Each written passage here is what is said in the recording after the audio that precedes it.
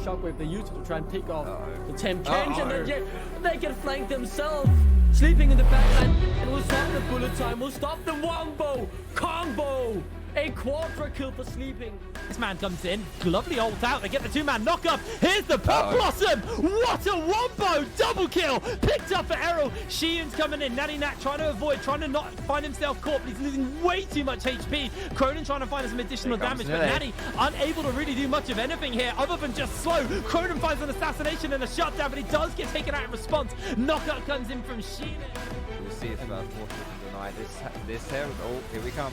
Yeah, Solus have surely 4-man hostile takeover, but matters so incredibly little. Still no shockwave for the fight that is now erupting. Sleeping, standing in the front line with the ultimate as well, tanking up the damage, and now he goes back in, and he's so strong. That's 10 tiers a minute, doing some work. Ericsson with the re-engage, but it is to no use. They don't need to take this, but they might as well if they can. FGG flashing, looking for an engagement. He isn't going to be able to find it. Vexix is still untouched on the backside. E-roll takes down Crow.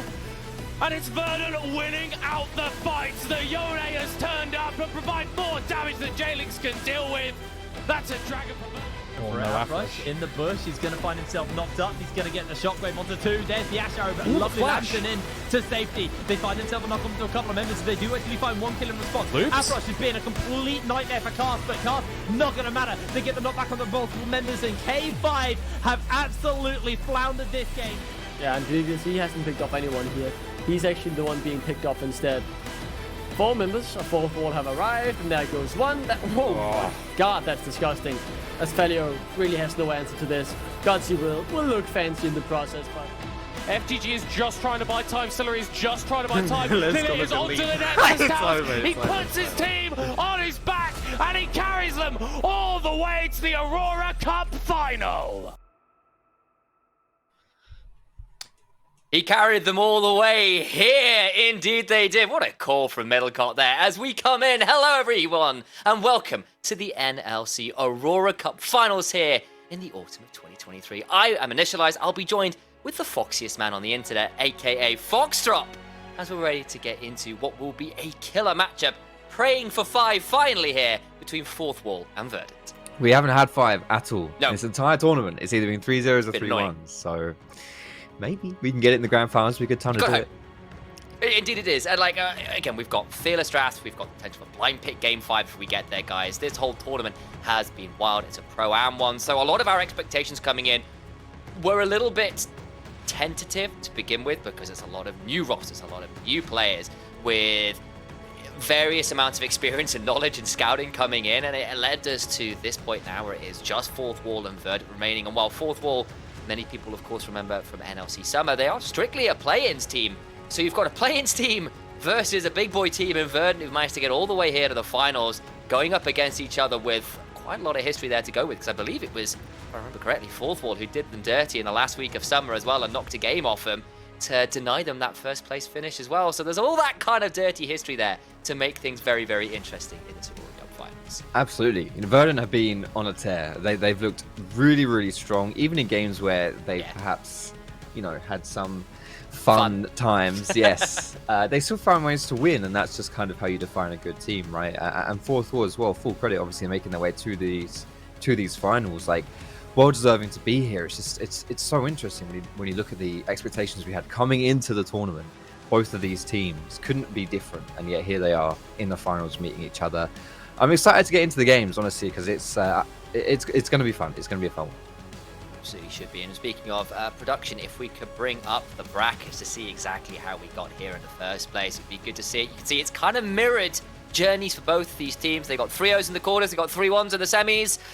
Maybe if things are going on the path they're going, we should hopefully get a 3-2 in this finals to one team or the other. Yes, that's true. We're evolving. Yes. We're progressing in the amount of games that we play here. The quarters were quite one-sided. Semis, less so.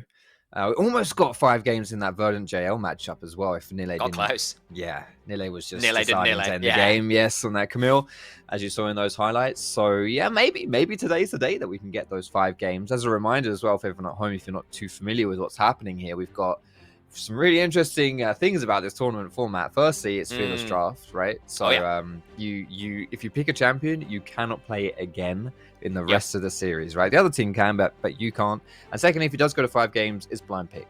So 2 Shens. We could literally see 2 Shens. It could be a return to some old school OGN matchups. The ZVZ mirror match, never to be seen in any other stage than potentially here. Have the next Ryu versus Faker right here on the NLC channel. Got to hope for that one, don't you?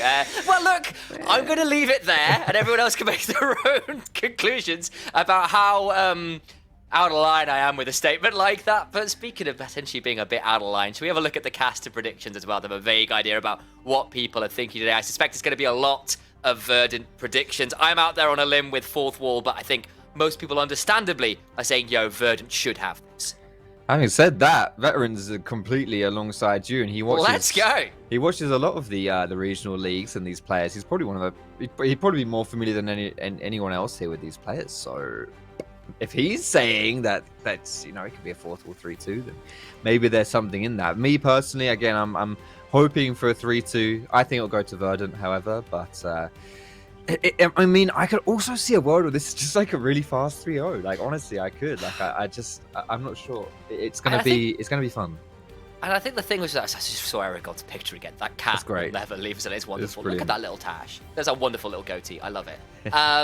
But to perhaps bring us back to the predictions, and you're right. It's been quite difficult to predict this tournament, in part because there's a lot of players who this is in some ways they debut at this level of play. It's a lot of new rosters who have played to quite varying levels, with some teams having got worse, some teams have got significantly better, and we don't quite know how everyone matches up yet. We've got our suspicions, and we know it's our jobs in some ways to have a vague idea about what's going on, but it's like, how confident am I with this tournament compared to, say, a regular season of the NLC or whatever?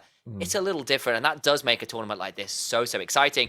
It, as we said, Fearless makes a huge difference. The nature of the tournament being a mixture of Pro-Am makes a huge difference. And it does leave us with perhaps that just edge of uncertainty that does make this oh so interesting.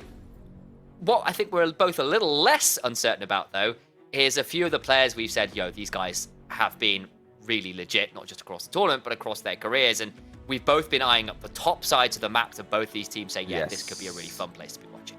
Absolutely. I think in top lane itself, if you want to start there, Nile for Verdant has been exceptional.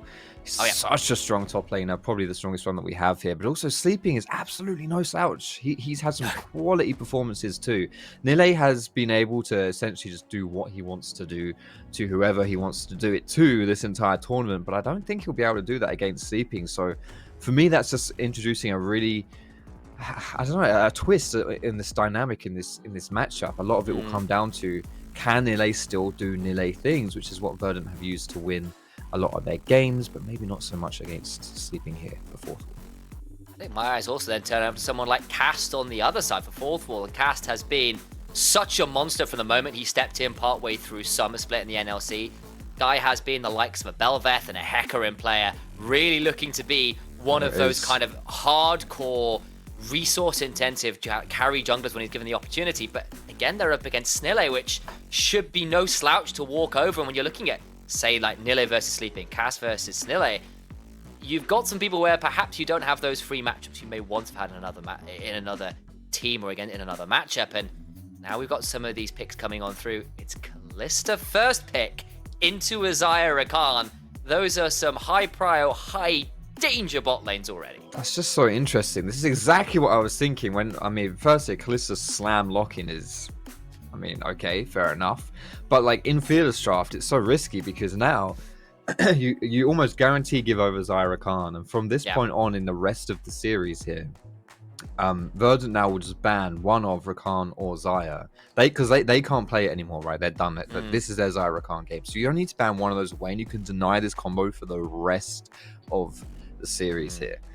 You won't be able to trade it or anything like that and run it back or anything along those lines because, for the draft, you can only play things once. So I just find it very curious, that first pick on the Kalista there. So some pretty heavy aggression, though, coming through from Fourth Wall on the other side of things there, and some strong general power picks for Verdant. On the other side, though, it is worth keeping our eyes on it because, of course, if it doesn't work with a power pick like Zyra and Rakan, you kind of blown it a little bit in terms of, well, now those picks are going to be constantly up and available. We have to ban them away, and it means some of these other picks that are a little bit more niche are now going to be against us. Of course, Renata, Jarvan, anybody who's been watching Worlds recently, we will say those two champions in particular have been monstrous in the knockout stages in particular there. So it's not like they've been trading poorly in terms of power levels on paper, at least. As we're going through to the second phase of Band, it's very much a top lane focus here from the side of Verdant, trying to set up Nille for a nice matchup. On the other side, trying to get rid of some of Errol's more comfort picks, because I know in the Green you're saying, look, Fade is potentially the best performing mid laner in the whole damn tournament. Oh, yeah. I'm a huge Fade fan. I love Fade. I think he's brilliant. And in the interview, the post-match interview, Sleeping, we had with him in the quarters. Or was it the semis? I can't remember. Either we had a recent matchup. With a recent interview, yes. He was saying the same thing. He was like, yeah, I mean, we've got Fade, so he obviously thinks very highly of this mid laner too. So it's gonna be Fade's gonna get his counter pick here in the mid lane, whereas Verdant will go for a top lane counter pick. And I do think that's playing towards both these teams' strengths as far as their individual players go.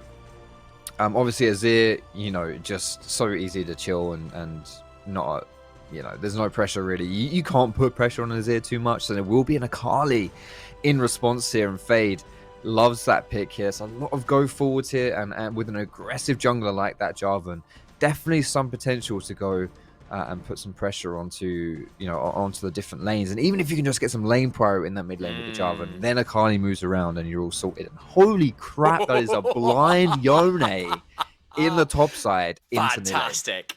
We love it. All right, Nille, what have you got to play into this? Because that is a fun one. And they tried to ban out some of the more high agency picks and say, yes, Ornn is a big team fighter. Rumble very busted right now. Lock in a Yone and say, all right, what have you got? Debating something like a Renekton. See whether it's locked in, and it is. They just had to go blind towards the Renekton and pray that works. Of course, you can knock off the shield he gets with the cleave with the W, but I don't know. That feels like we just need something that can try and deal with something in a 1v1. Hang about. Is this an Akali top and Yone mid? Oh, it could be. Did they flex their that's solos true there? As well.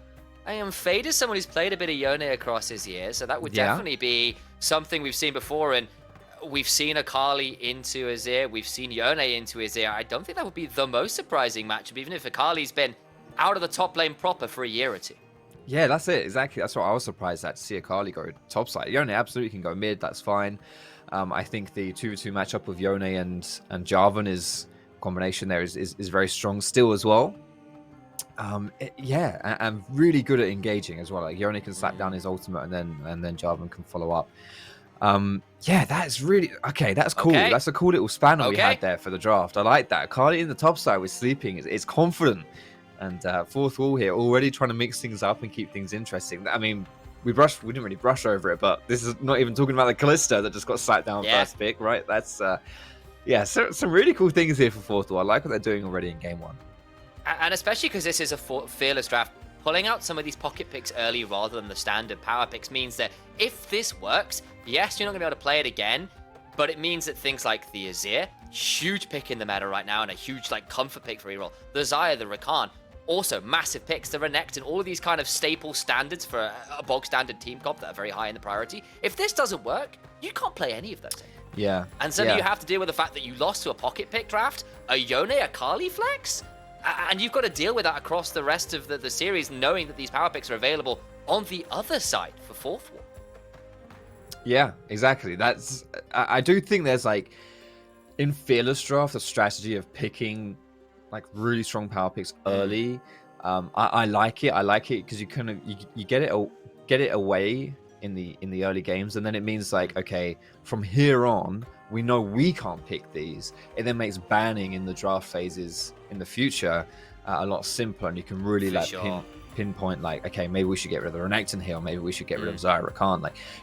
I think it's I like that, to be fair. And I think obviously always getting off to a good start in a series is nice. I do think absolutely, as you described, Verdant has more kind of just objectively on paper, these champions are strong in the meta, they're strong overall, and fourth wall had definitely thrown out more of the kind of curveball, I would say, in the that's draft. Definitely one way of putting it.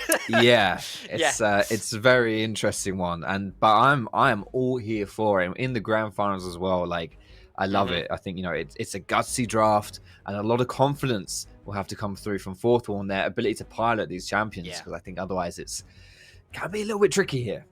Well, especially because, you know, you've got Azir and Xayah who are pretty good at disengaging. You've gone pretty all in here on jumping one or two of these people. And, like, yes, there is a way to play in Azir, which is overload her with CC so she can't use the ultimate to the greatest advantage because she can only immune one, maybe two of those key bits of CC and engage, and afterwards she gets jumped on anyway. That said, it's still pretty risky because if this all goes wrong and you're a Kali and you only go diving on in and it's just through feathers and disengages, like, that could get really dicey still. So I will be interested to see whether the aggression here from Fourth Wall, this, you know, very all-in, dive on top of the squishy member style of drafts, plays out well, because if it doesn't, I could see things like the Azir and the Xayah picking them up as they try to dive across the distance. Precisely. Just as a little update as well for you guys watching, Fourth Wall had a slight delay, which is why we're still here ourselves having a slight delay getting into game, but we'll be in there shortly. And yeah, just to really pick up on your point there, it's a very good point. A lot of all-in, a lot of forward motion for Fourth Wall. Akali jumping in, Jarvan jumping in, Yone jumping in. Callisto, yeah, precisely. Whereas Verdant very much, I think, have tools to deal with that. You know, to deal with the, you guys want to jump on us? Okay, we'll reset that. We'll chill out a little bit. Specifically with Azir and Xayah, as you were saying, right? They have very good self-peel capabilities. You know, and then you throw in things like the Rakan, who can do some bits, Renekton, who can maybe like counter-engage, dive onto the back line or whatever, that kind of thing. Yeah, I do think not bad there as well. Yeah, you know, someone dives too deep, you steal their body, you dive right back. Now they've used all their tools with that stolen body. You know, Diego's always been quite good in those kind of counter punch engages. So precisely, you're right. The tools are definitely there. Yeah, I think that's what you're gonna have to take a look at in these team fights essentially as we go on. And Fourth Wall might just have to resort to getting some picks rather than full on 5v5s. You know, obviously the champions are good at doing that too. I think the other thing they've kind of got as a potential option, even if, like, as we said, potentially some of those straight front-to-back 5v5s might be tricky to navigate in terms of getting past all of that disengage option for all that you've got good dive tools. The side lanes look great. Like, you've got a Jarvan plus an Akali or a Yone playing on the side lanes. You know, your 1-3-1s, your 1-4, your 4-1s are really good. And I don't think Renekton and Azir, past a certain point, are going to have the most fun in those side lanes versus those matchups. Yes, definitely. It'll be a case of essentially picking up the waves and just kind of bouncing back what Fourth will throw at them. And yeah, really just looking more for those 5v5 situations. Of course, you've still got someone like Rakan, I guess, who I mean, let's not write off for like a Viego and Ekton combo as well. But yeah, I definitely put that, like, the more skirmishy, the more solo queue style gameplay strategy in Fourth Wall's favor for sure. So Verdant are just gonna try and play a little bit smarter, you know, try and get their head screwed on and not fall into the trap that Fourth Wall want to lay for them. Well, there you have it. The narrative threads laid down. Hopefully we'll pick a few of those up later and prove we're not absolutely talking.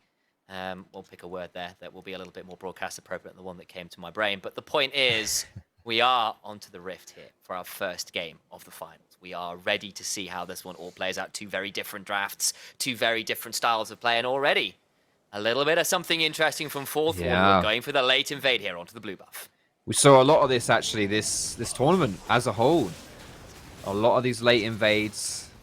Actually, it was Verdant doing these quite a lot too as well. So both these teams like to throw in spanners into these early clears, and the downside really for Verdant is just like they don't know. They have zero vision, zero information here. You can see Snille though is moving straight from red over to these chickens. He has an idea and casts no flash for these wolves. Cast knows where he's gone. No, he's gone now. Oh no, he's gonna lose his wolves as well. That's genius. So cheeky. That ward that Cast himself put across there to like know exactly what Snille was up to. He's gonna stay. Is he gonna try?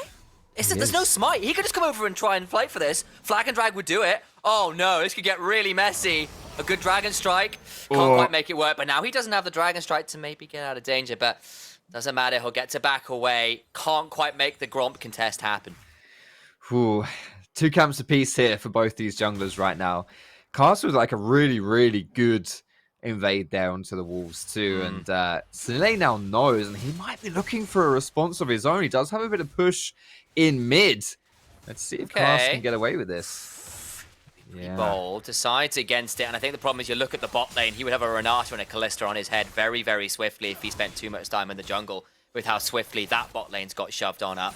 So has to pull away from that attempted little invader. Now we've got sort of split maps here because of the camps that are up for Snille. It does give Cast a lot of free time to maybe poke his nose into that bot lane as Nille has actually roamed down towards the mid lane, and Fade could be in danger here. May need to start running away, flashes over the wall as Nille makes the roam from top lane count. We mentioned Nille early on about the pressure he can put into top side.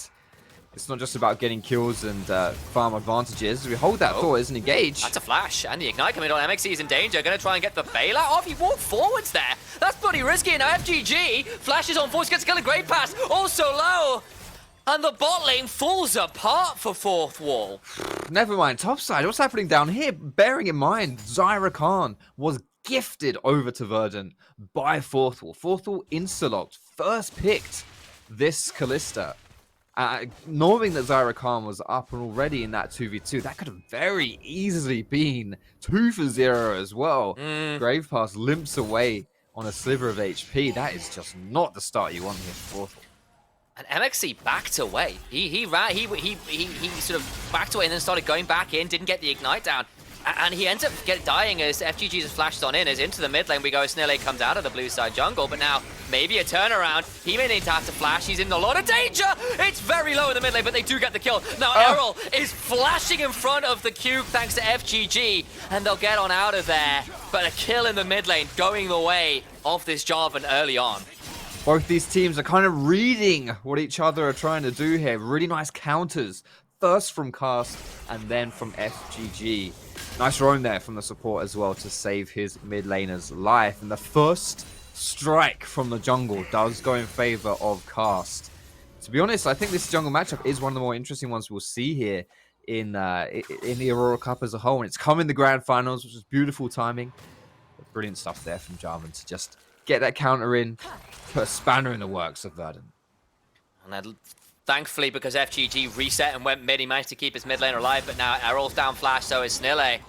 And that could prove a little bit risky. Of course, like Fade and Cast have got those summoners up, but they're the ones that come away with the additional kill to their name. It leaves us with a game that is damn close to even. Of course, bot lane's a bit of a frustration because you draft a Kalista Renata, you want to be winning lane, and you end up losing that 2v2. But they still have the shove, they still have the prior, and so they'll still be able to get this early Drake. They have had permanent bot priority, which despite the fact that they almost both of them died in a 2v2, Yep. that's still really nice, right? And that enables Cast to do what he wants to do. Like, he can go for objectives like this dragon, he can go for invades as well if he wants to.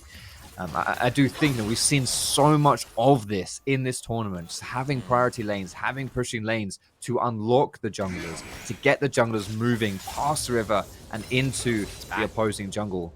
Yeah, Fade has no flash here still, but at level 6, I don't know. Yone is kind of difficult risky. to lock down. Fade takes a bit of an aggressive tree with his soul being unbound and forces Errol to back away from the wave, and that's always one of the risks when the wave is in a position like it is here versus, the likes of a Yone and Aurelia. They can sort of run past the wave at you and force you to back away to the safety of your tower. So gross, isn't it? Champions like Yone. It's hideous. I don't know. They're just very frustrating to play against, I guess. Yes, they are. I guess. Look, you're looking at a person who's an Evelyn main. Like, the whole purpose of my life is to be as frustrating as possible. Yeah. Because Fade might be being punished for being a little too oppressive, but will just press the E again and won't get knocked into tower. And so Snille, now having shown in mid, will allow a very aggressive play to happen in the bot side. Cast gets the kill onto Flicker. Uses the Iron Spike Whip to secure that one. Either way, Flicker is down, but unfortunately the kill did not go the way of the Kalista. Yes, I would get a few question mark pings if I did that in solo queue, that's for sure. Yeah, okay. Kill secured. Kill secured for sure, and Cast, to be, well, I mean, okay, this is pure like copium here, but Cast, as far as jungle players go, is one of the more carry-orientated junglers. Like just from his champion pool, you see him play things like, Belveth being his main champ, Hecarim, he plays, Kindred, all these kind of things. Yeah. So, yeah, you stick some kills on him, he is going to know what to do with them, so that's cool, but I would have preferred to see a kill onto the Kalista for sure. I agree, but either way, it's still a kill that's kind of going against that bot lane, which is good news considering the early 2v2 went so awry, and that's great news. And of course, Jarvan with 2 items, namely Gore Drinker and Shojin right now, is absolutely busted. We've all seen the clips. Yes. We all know how strong that combo can be, so Jarvan with gold isn't the worst thing ever, even if, of course, Kalista with early kills would have been nicer. I completely agree. Either way, Cass gets out of the map with that additional gold in hand, and we'll start up the Herald nice and early. Yeah, this is great here for Fourth Wall. They've been able to take down essentially everything that they want in the early game, apart from that little hiccup in the bot side with the 2v2 kill onto Grave Past. Well, it was onto MXC, wasn't it? But either way, that bot side 2v2 kill. Yeah, Cass has done really, really well. And like the control around this map has been, you know, everything that Fourth Wall wants to do. And you can see that 1,000 gold lead in the pocket for 10 minutes of Fourth Wall. A lot of that just comes down to the jungle and how he's been able to move around the map and secure these objectives. That's Dragon and now Herald as well. Absolutely.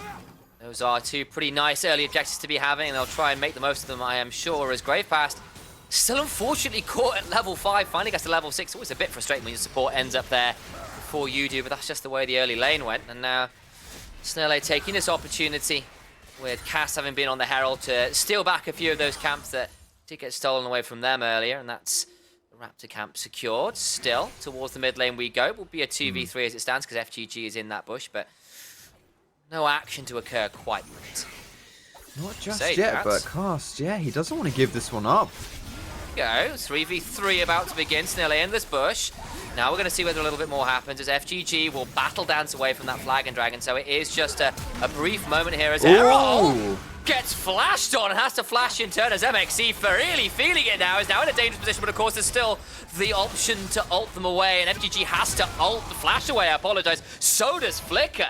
So many summoners being burnt by Verdant there as MXC went in hyper aggressive on the Renata. That was crazy. Everyone just kind of going ham here, and I agree. That is the most aggressive Renata play that I've ever seen. Flash point blank ulti. So many flashes being blown there. We did say actually coming into this game about how the carries for Verdant were very good at dealing with the all-in and the engaged Fourth Wall.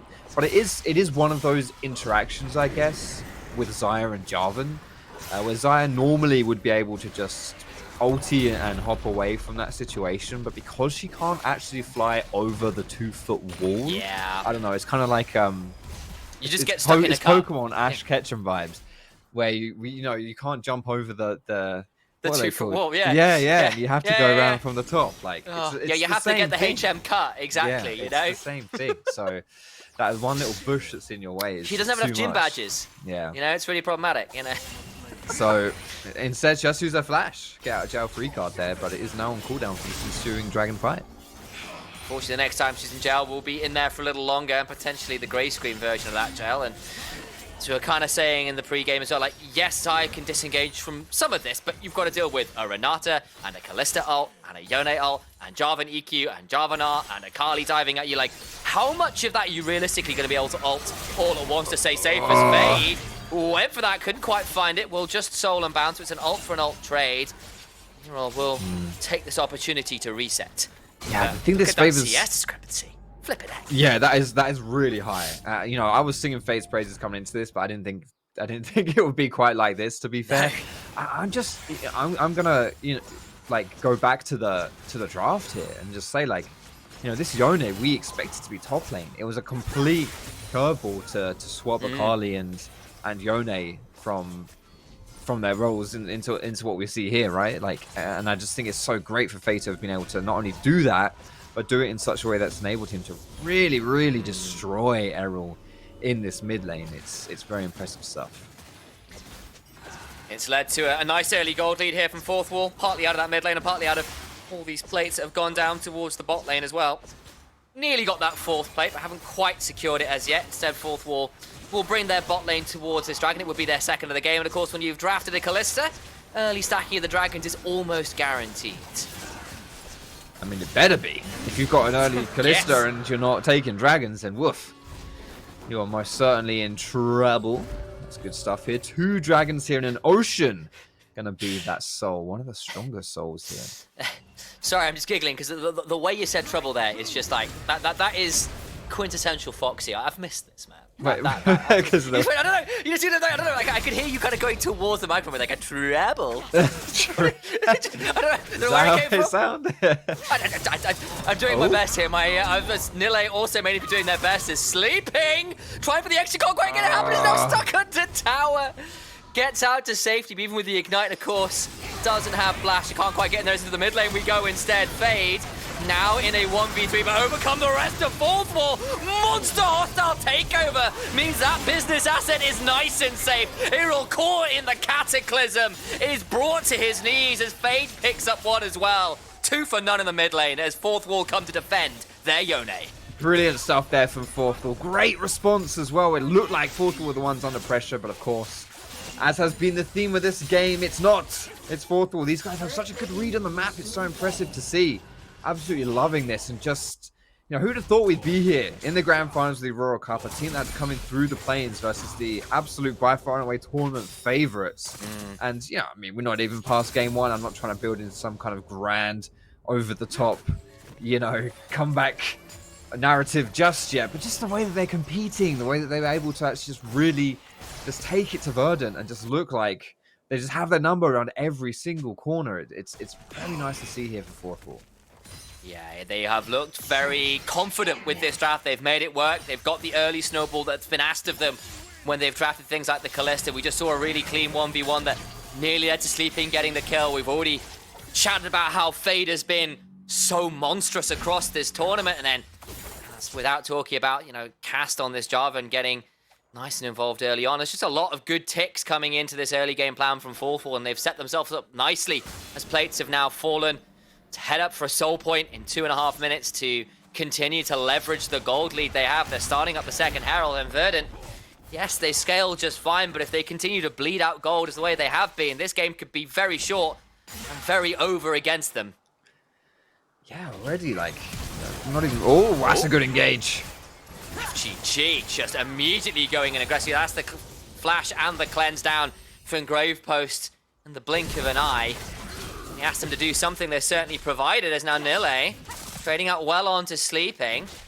Does have the ultimate available, but won't need to pop it as yet. May need to back away here though, but all the while towards the bot lane we go again, and they're not going to be deterred from shoving onto this tier 1 as hops on out of the grand entrance this time.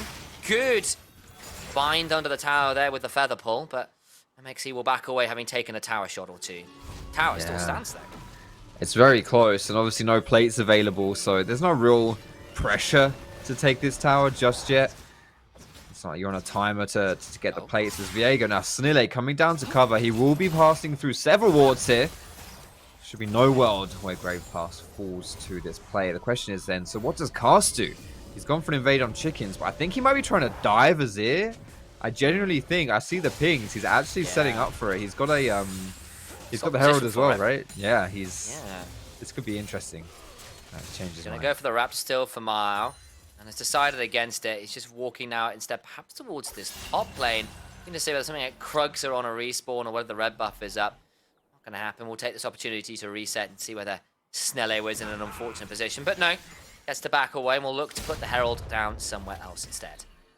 Yeah, I don't know. I was there with you. It looked like a really good angle. I mean, I wasn't really feeling that play. I think diving at Azir is a terrible idea. He didn't have flash, so there's a way we just get shoved at the turret and it would have been bad. Yeah, I grant you. I saw the pings on the minimap. They were pinging onto Azir, onto the tower, and then you see Jarvan over the wall. You're like, is he? Is he really? You thought about it. There is definitely a Lee Syndrome element to Jarvan. Like, there is definitely that there as well. Like any champion where you can just sort of send it to Valhalla in swift order. Definitely, the urge to press the buttons is very much there. Yes, I think especially when you've got a unique entrance into the play. It's like, oh, I'm in a great spot here. We've got to do something in this spot. And probably wouldn't have been the greatest of ideas. And that's why he's there playing this game, and we're here talking about him playing this game. Yeah, no, it's a bit better than that. Yeah. I've been playing Briar, and the Lee Syndrome I have on that champion is unreal, as maybe Cass will find a better angle here, as FGG will battle dance to safety. Overcomes Snille, Cass gets rooted up. Feather's being run away. Errol is just TP down, as is Nille. Off screen, they found everybody here. And Cass is trying to run away. There's just nowhere to go for the bot lane. The double TP to punish the attempted shove onto that tier 1. It still stands, and they pick up 2 kills. 2 kills, denying the play. This Herald as well, not going to be slopped down in the bot side, but probably in mid here instead. This is big with the timing around the Dragon as well. Fourth Wall are looking to make a play as Dragon spawned. Is he thinking about going over? He won't be able to get this one. Nah, there's no way. It was looking like a potential Dragon Soul points for Fourth Wall, but a really, really nice answer from Verdant. You can never count these guys out here. Great double TP. Oh, Flicker. Now he's in danger as they're just returning the favor, the double TP of their own. Hi, Flicker. How does this one feel? Gonna try and place one up best he can. Has got a flash, will not be able to make anything happen from it. Fade gets that. And yes, they got tier 1 in the bot side. Yes, they get something, but all the while they lost 2 turrets and they still lose a kill afterwards. So maybe not as valuable for Verdant as it seems initially on the outgoings of that play. I mean, if I'm Flicker, in all chat, I just type K. Just one letter, K. Like, double TP to kill Flicker for what? I mean, this tower is essentially just like waiting to die anyway. It's like 2 auto attacks from death. So, yes, you got the tower, but it wasn't long for this world regardless. You'd already lost. You didn't get an objective. You got 1. You double TP'd for 1 kill on Azaya. Like, I don't know. I just think that's a little much. It's a lot. I'm not quite sure about that one, to be honest. But I don't know. They've still got every outer tower and a kill out of it. So it's probably not the worst thing, even if they got the 2 turrets from the double TP from Verdant earlier. So it's not like it's unvaluable. It's just that's a heavy risk, right? Yes. But then again, you've got a few minutes till Dragon. You've got some time. So are you really going to be needing the teleport anytime soon? Maybe not. Maybe you can get away with it. So maybe you've got that freedom to use those teleports now rather than, say, in a few minutes when Dragon's not Baron spawns. And what you're describing is exactly the difficulty of valuing certain things in League of Legends, and specifically teleport, right? It's an opportunity cost situation. It's like, if we use it now, if we use it like this, it might be good, but then we won't be able to use it for something else later on. And you just don't know what that something else may or may not be. So it's hard to say if it was going to be fully worth it. Errol now is going to find himself in trouble. He's going to try and shove this one out as best he can, but the flag and the drag is well buffered over the top of that Emperor's Divide. They can't quite secure the kill, though. Of course, it will just lead to Errol needing to flash on out, but staying alive for now. Tempted look in, but they can't quite secure it.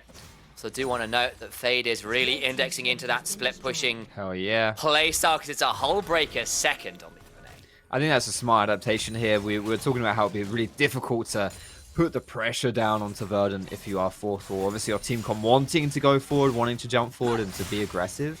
But so many tools to stop that from happening in an extended, grouped up situation. So instead, Fade on that Yone deciding to go for the split push build with that hull breaker. And I think that is the right call to do. Indexes into what this comp can do just that little bit better than their opposite numbers. Of course, Sleeping still happy to match up into this Renekton, and Nille, outside of a couple roams mid lane, struggled really to get into this game.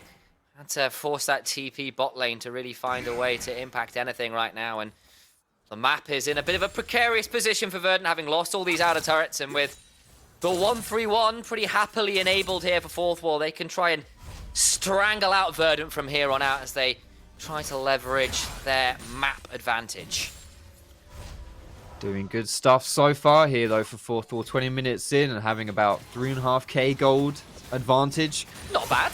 It's pretty decent. It's pretty decent stuff. You've also got to look at like who has that gold too. A lot of it's on Jarvan, which is a little bit, I mean, it doesn't mean a huge amount, but the fact that Fade has so much gold and such a huge gold lead over Errol, I mean, I would hazard a guess it's like around 3,000, like generally 2,000 to 3,000 gold difference. I'll take that bet. Let's have a look, shall we? Production, can we have a look at the individual gold totals? I want to see. Let's see whether Fox is on the money. Quite literally in this case. Let's have a look. Ooh, not bad, mate. Yeah, there's the 3K lead. Yeah, it's a lot of money. That is a lot of money. Hot damn. To be in the lead. It's kind of scary, honestly. It's kind of scary, and I just, it's worrying. It's worrying specifically because of who the champions are. Like a split pusher that's that far ahead can be so hard to deal with, but on a positive note for Verdant, if there is a champion in League of Legends that can deal with it, Azir is that champion, right? Especially at this point in the game where he's got essentially endless mana and can just shove out those waves from far away. From Verdant's side, at least, hopefully. Yeah. Yeah, exactly. He should be well equipped to deal with this Yone. It's definitely the plan, of course. Errol, no stranger to Azir, a champion he is practically synonymous with not having the easiest games thus far. We've already seen those goal discrepancies continue to get pretty extreme. Nile will finally get a hold of this top lane turret as Sleeping did have a look towards this mid lane, but all the while, Fade onto this tier 2. Flicker hanging around the back end of that wall there to see whether Fade might overstep into something a little too overeager. Instead, we'll back away for now and continue to shove on out. And it's already scary now when you're looking at a game like this where now they get to go back and get the soul point. This would have been soul if they hadn't had that double P play happen on them earlier. Instead, they set themselves up at soul point, and the map continues to get difficult now when Baron's sort of unavailable, and you have to consider that as another potential trade if they have to contest that. Soul on the spawn in a 4.5 odd minutes. They've got to deal with the split pushes. This map gets increasingly difficult for Verdant to play, especially if Fourth World play it cleanly. Absolutely. Verdant, really, you've got to think about what this loss would mean in this series as well, because I mean, it's never good losing a game in a best of 5, but specifically in this Fearless Draft format here, when you've picked up so many power picks, so many valuable champions in the meta, if you were to drop this game, like, this is a game that you really, you're not going to be able to play Zyrakan again. Azir, you're not going to be able to slap this down. Renekton as well. Like, these are all champions that, these players love. Yeah, exactly. High priority, high strength in the meta, very good synergy with the players specifically as well. It's just not a game that you want to lose. I'm completely there with you. And then on the other side, like, Akali and Yone are significantly more pocket pick reliant, right? And you've played these into all these power picks, and currently you're winning out. If you now have to go in knowing that Renekton, Azir, Xayah, Rakan are all available to be played against you, you don't have enough bans or the ability to trade those out in a draft saying, okay, if you pick the Azir, we'll pick the Xayah, Rakan or whatever. You don't have that ability to trade out in the draft, and that could make the next couple games drafts a little bit tricky for Verdant. And Fourth Wall, at least as it stands, playing out this draft, playing out this Fearless situation pretty well as Fade continues to do what Yones can do, which is just dive under your turret with their soul out of their body and make it look like a Ghostbusters scene.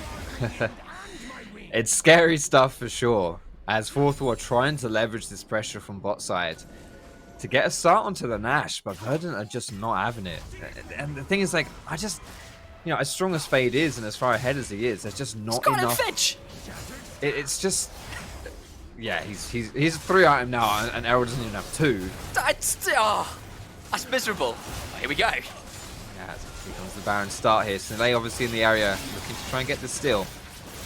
This is looking more and more like a burger flip. Snille needs to be dealt with. This is not going to be. They're going to steal it away. He steals it away on Fourth Wall. What are you doing? They lose the top laner. They lose the Baron. They can't even get a hold of Snille. They get away with absolutely everybody. Surely not. Surely he goes down here regardless. Oh, no. They finally interrupt it and they get one back, but that is a paltry consolation prize. Like, what on earth was that bit of decision making? Yeah, you have control. You have control. I think Fourth Wall got a little bit frustrated because Fade there on the bot side was trying to put pressure, trying, to maybe kill Errol, push him out, or do something so that Fourth Wall could then turn onto the Baron with an advantage, but just not able to do it versus that Azir. That champion just so good at absorbing the pressure, and I don't know, they just decided to go for it anyway. There was just no business going for that, and a 50-50. He ulted in, just smited it away, and that's that. Really not great stuff there for Fourth Wall. That I can feel the coach's despair from here. You have to imagine in the post game, whatever the outcome of this game, there will be some serious talks about objective setup around Barons there, because you should never ever allow the Viego into the pit that freely, especially if you're trying to look for the Baron take itself rather than a turn. Yeah, I'm not a fan of that play, but whatever, it's happened. We move on here, and it's only 1 more minute now until the The next dragon spawning here, which for both these teams is going to be very important. Obviously, for Fourth Wall, it would mean Soul and Ocean Soul at that, which is very, very powerful. And for Verdant, obviously, it's denying that Ocean Soul. And if you take a look at the items across the board here, 3 items now for the Xayah, still behind quite significantly for Azir and the solo lanes, but as a whole, like, they might be feeling this contest here. They might be feeling this fight, especially if they're able to get an early pick with the Rakan. Try and find someone a little bit out of position, but you would imagine here things are going to get explosive at this dragon.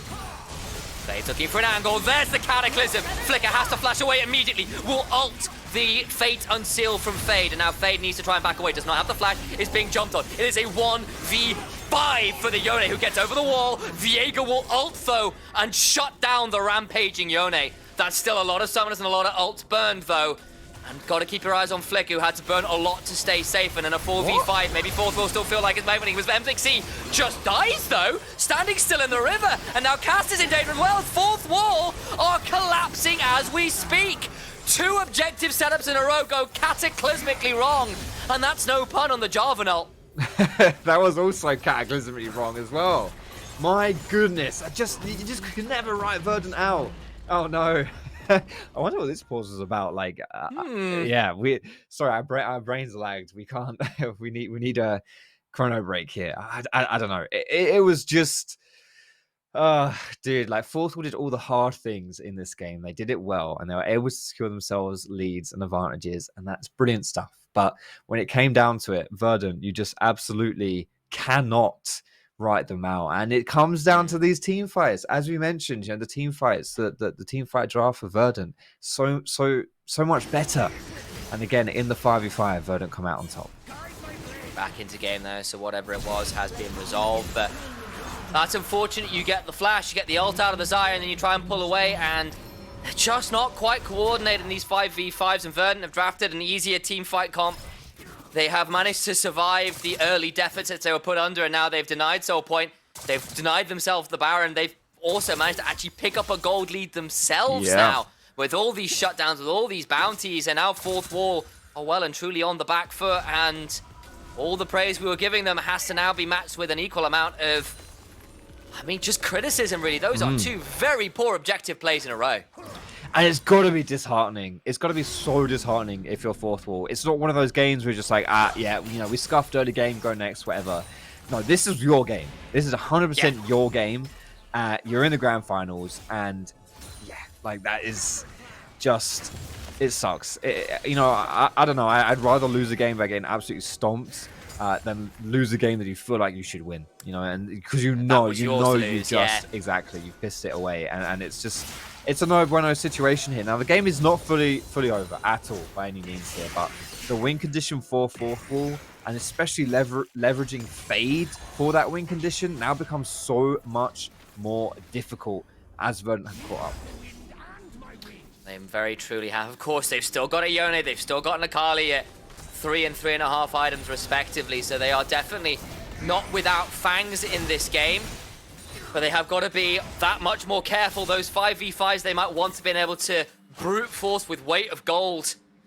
Significantly harder to do now. And this Xayah, that oh so powerful champion in the bot lane, is increasingly difficult to deal with now at 3.5 items. The exhaust, the ult, back up and available now as well. So I think eyes on the pulse of Fourth Wall. I think it's got to be racing at this point, because this game, it's circling the drain. And Verdant would like to sink it as quickly as possible. Verdant just setting up here. This Nash is spawning in just under a minute. Fade though. Sees an angle. Nille not going to enjoy this at all. Takes a lot of damage. There's the ultimate out. Can now maybe look for something more. Will not be able to find it as Fade. Now at level 18 is a monstrously strong champion. He's still got an ultimate available as well, but quite dive for anything more as yet. Continues to be a threat on the Yone for all that the team fights have been. Bit ugly from Fourth Wall. And this is really you're seeing the development of this game as Verdant have caught back up, is they can now assign Nille into this matchup against the Yone, which is a much better matchup as far as actually going toe-to-toe with your opponent goes. And then it frees up Errol to go across the map and like wave clear and stuff like that, you know, against the 4-man push of fourth wall. Your main wave clear now being freed up to fight against the bigger pushes, the stronger pushes of the group type opponents is so valuable here. And Nile being able to handle Fade is the reason why Errol can do that. Indeed it is, and that ultimate right back up and available. Nile not feeling too aggrieved about having burned it early. Turn your eyes to Sleeping's inventory as well. He's picked up a Sorcerer's Elixir for the next big fight. They know exactly how valuable this one's going to be. It's all in on the immediate power, never mind part completes. Stopwatches as well indicate something similar for the side of Verdant. A lot riding on this next fight around the Nash. But it's Verdant who have the pressure, who have the first move. Have that control around the dragon that's going to be denying the vision and actually starting it up.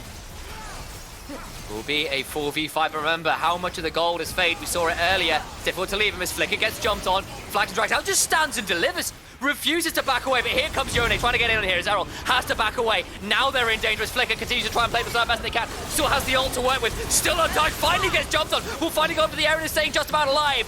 Big redemption keeps him alive, pulls the feathers back, can't quite make it. His MXC goes over the wall. Nile doing so much damage, flashes on in and makes Callista go to an early grave. They lose 2, make that 3. They'll teleport towards the mid lane and Flicker just will not be killed. This Xayah is a bird of prey indeed. And with that mini wave in mid as well, Verdant might just be looking to close this game out. A game that they had no business being anywhere near the victory screen. It's all going to come down. It's all going to come down collapsing around fourth wall.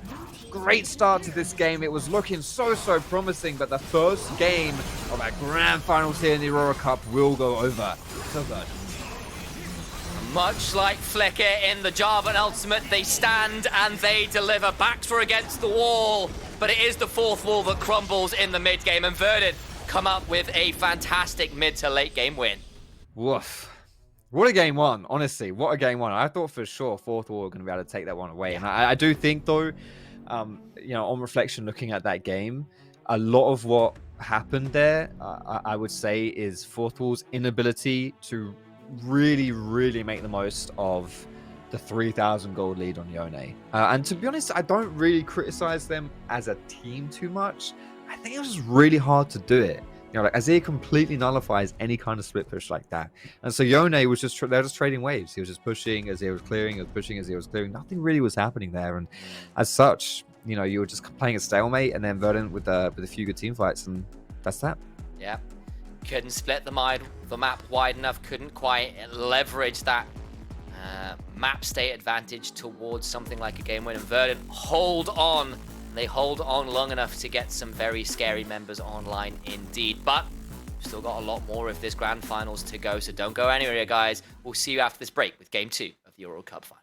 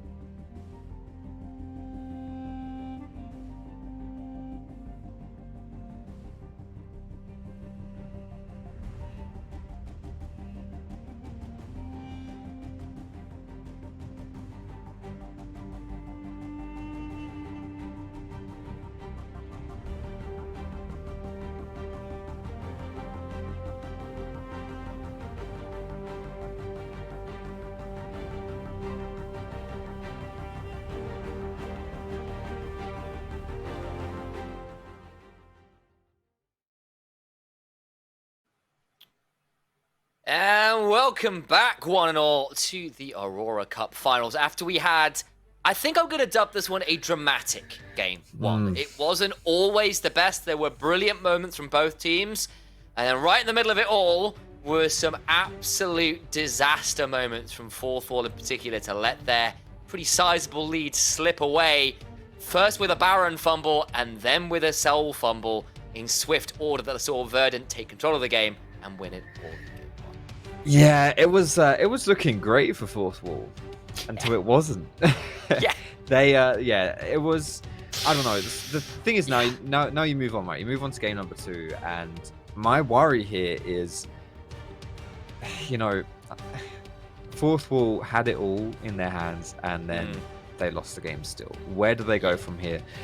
On the plus side, Verdant did use quite a meta-focused draft, so they won't be able to bring out things like the Zyra Khan anymore. But exactly as I was saying when Zyra Khan was picked in game number 1, okay, if you give Zyra Khan away, then from now on, you just use one ban on either Zyra or Rakan in future, and you're denying Zyra Khan for the rest of the series from Fourth Wall. So you got to play it for a game, and they will never get to play it, which, considering the strength of that duo, is it's pretty scary. Yeah.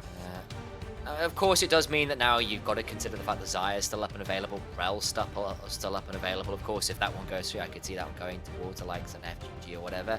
But of course, to ban the Rakan, it means you'll have to leave the Orianna open, and now, of course, you don't have anything like the Azir, which you've seen a little bit of it at Worlds as a matchup. Of course, hasn't gone that well for the Azir, but it's been done. They lock in the Rel alongside. You've got yourself a ball delivery system, and of course, the ball itself. Now, what do Verdant have to respond? They first pick with the Rumble for Nile, likely, so they've got something to round this one out with. Maokai to root people in place for the equalizer. Seems like the thought process so far. Yeah, I'd like to see some more engage as well, like long range engage. I thought this would be a great time to, slap down something like an Ashe, but it's going to be Tristana instead. Now, this could be mid Tristana. We have seen that as well, especially into Orianna. It's not a bad matchup at all. But yeah, that's a flex pick as far as it goes so far here for Verdant. And it will be Kasante as an answer into Rumble, which is totally fine because Kasante answers quite literally everything. Okay. So yeah, Sleeping going to be happy. You'll to get pick shoved that one in, up. you'll be okay. Yeah, and there's even kill potential there when you turn into an assassin, as you do when you press R on that champ. Showmaker copy pasta abounds. We've all seen it. Yep. This is a really interesting ban here, though, the Hecarim. I was thinking Hecarim would be a really, really nice pickup here for Fourth Wall.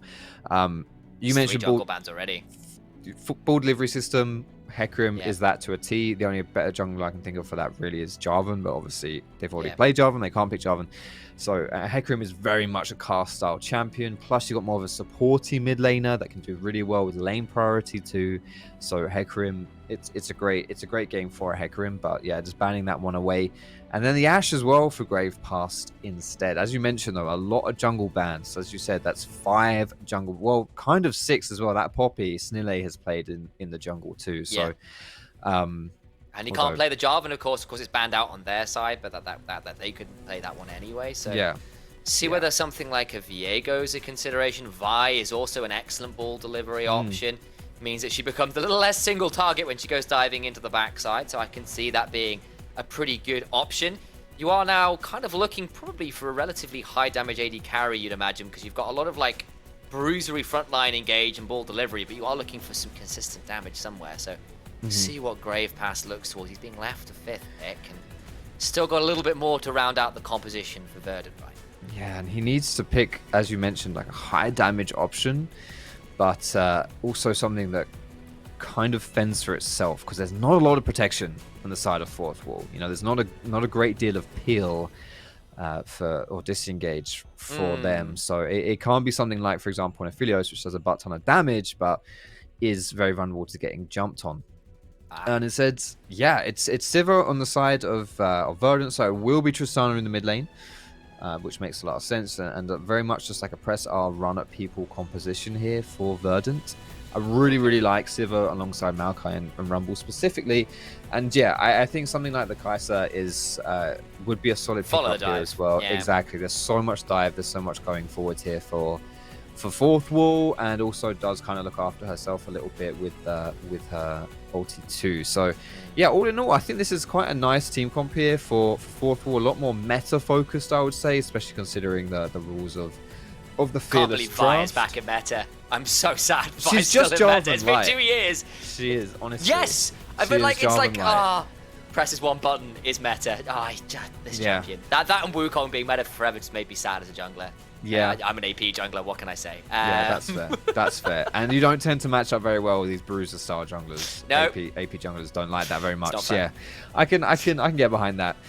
But yeah, so we've got some nicely well-rounded comps, I say, from both sides, to be honest. And I quite like from Verdant here what I'm kind of expecting as like a difference from game number 1 is more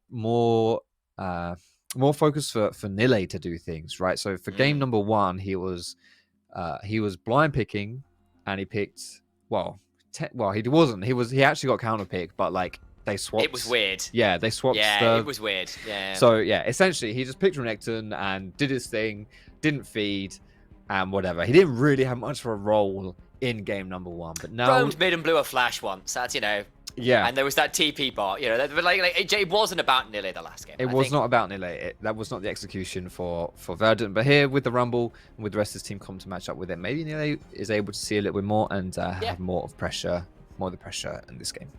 Yeah, and I think it is a bit of a difference in draft, as you were saying, right? Like you've got the Equalizer with lots of zone control now from Fourth Wall between the Equalizer, and then you've got the Braum ult, and then you've got the Maokai ult. That's a lot of zone control to try and threaten the ground that Fourth Wall need to cover. And you've got like double AD carry with some frontline, right? And there's kind of that AP threat and the Rumble on top of it all. But that already sounds pretty cool in terms of like, if you get into the river, you know where people are coming from. Your ability to lay down a minefield with all of that stuff is pretty scary.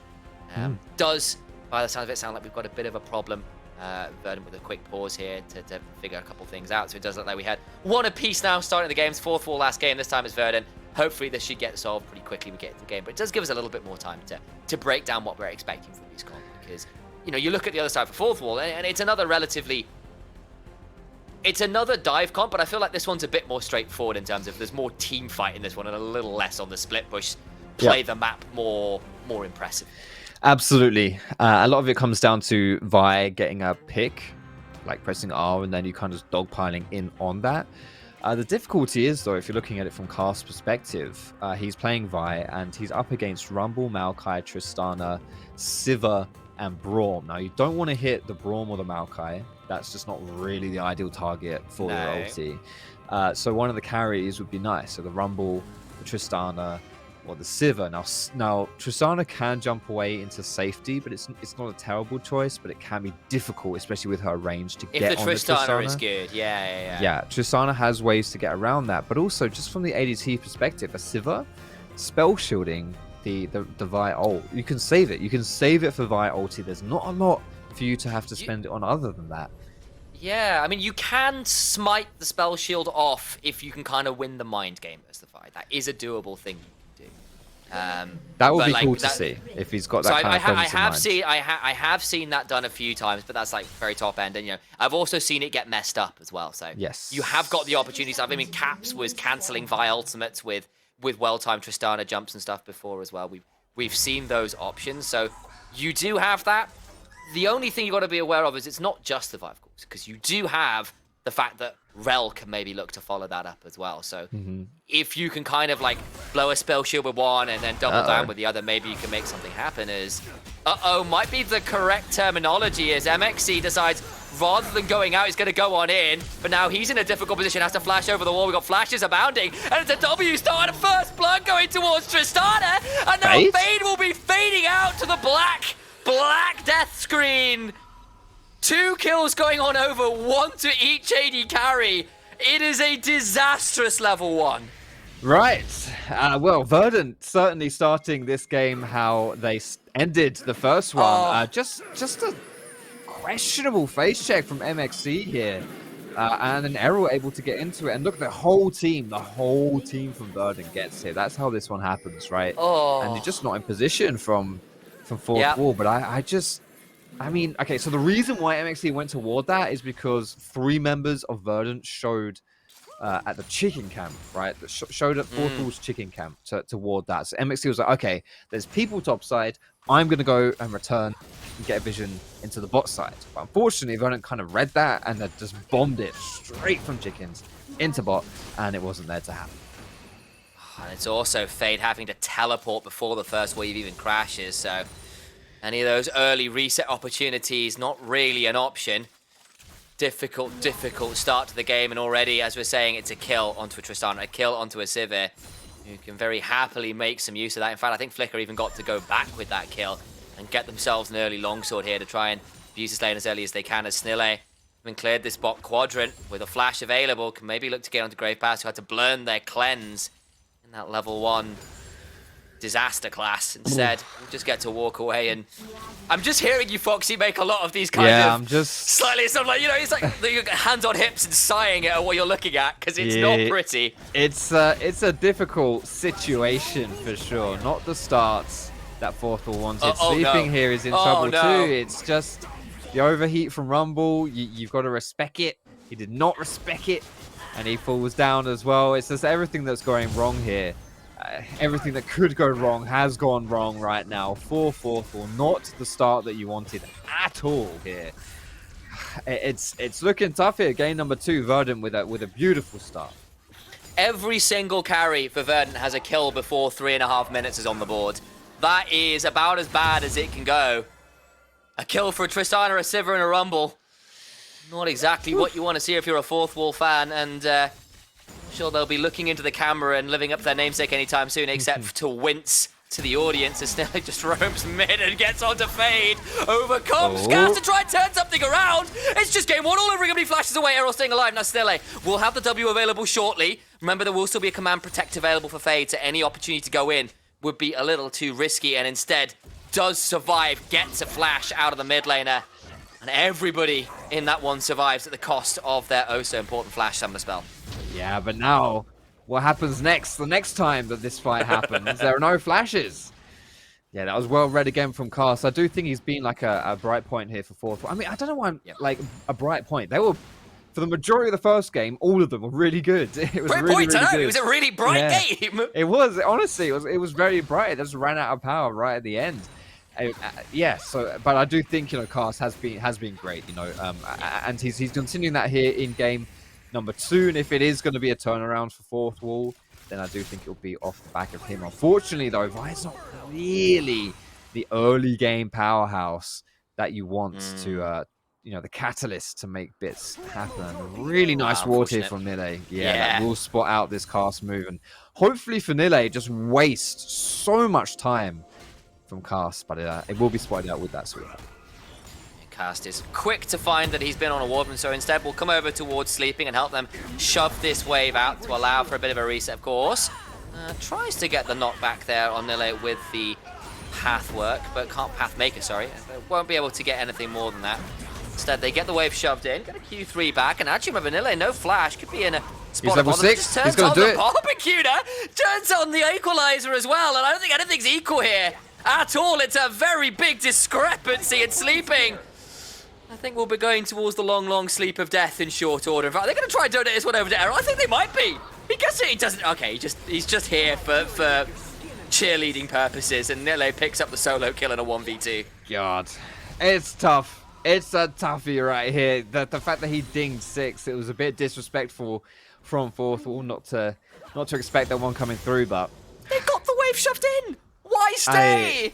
Yeah, it was just suboptimal. It was a suboptimal play. What can I say? That's how we'll summarize that one. And you know, coming into this game, did say, okay, Rumble, a champion you can do some more things on. Maybe a bit more emphasis on Nille in this game as to his role in the Verdant game plan.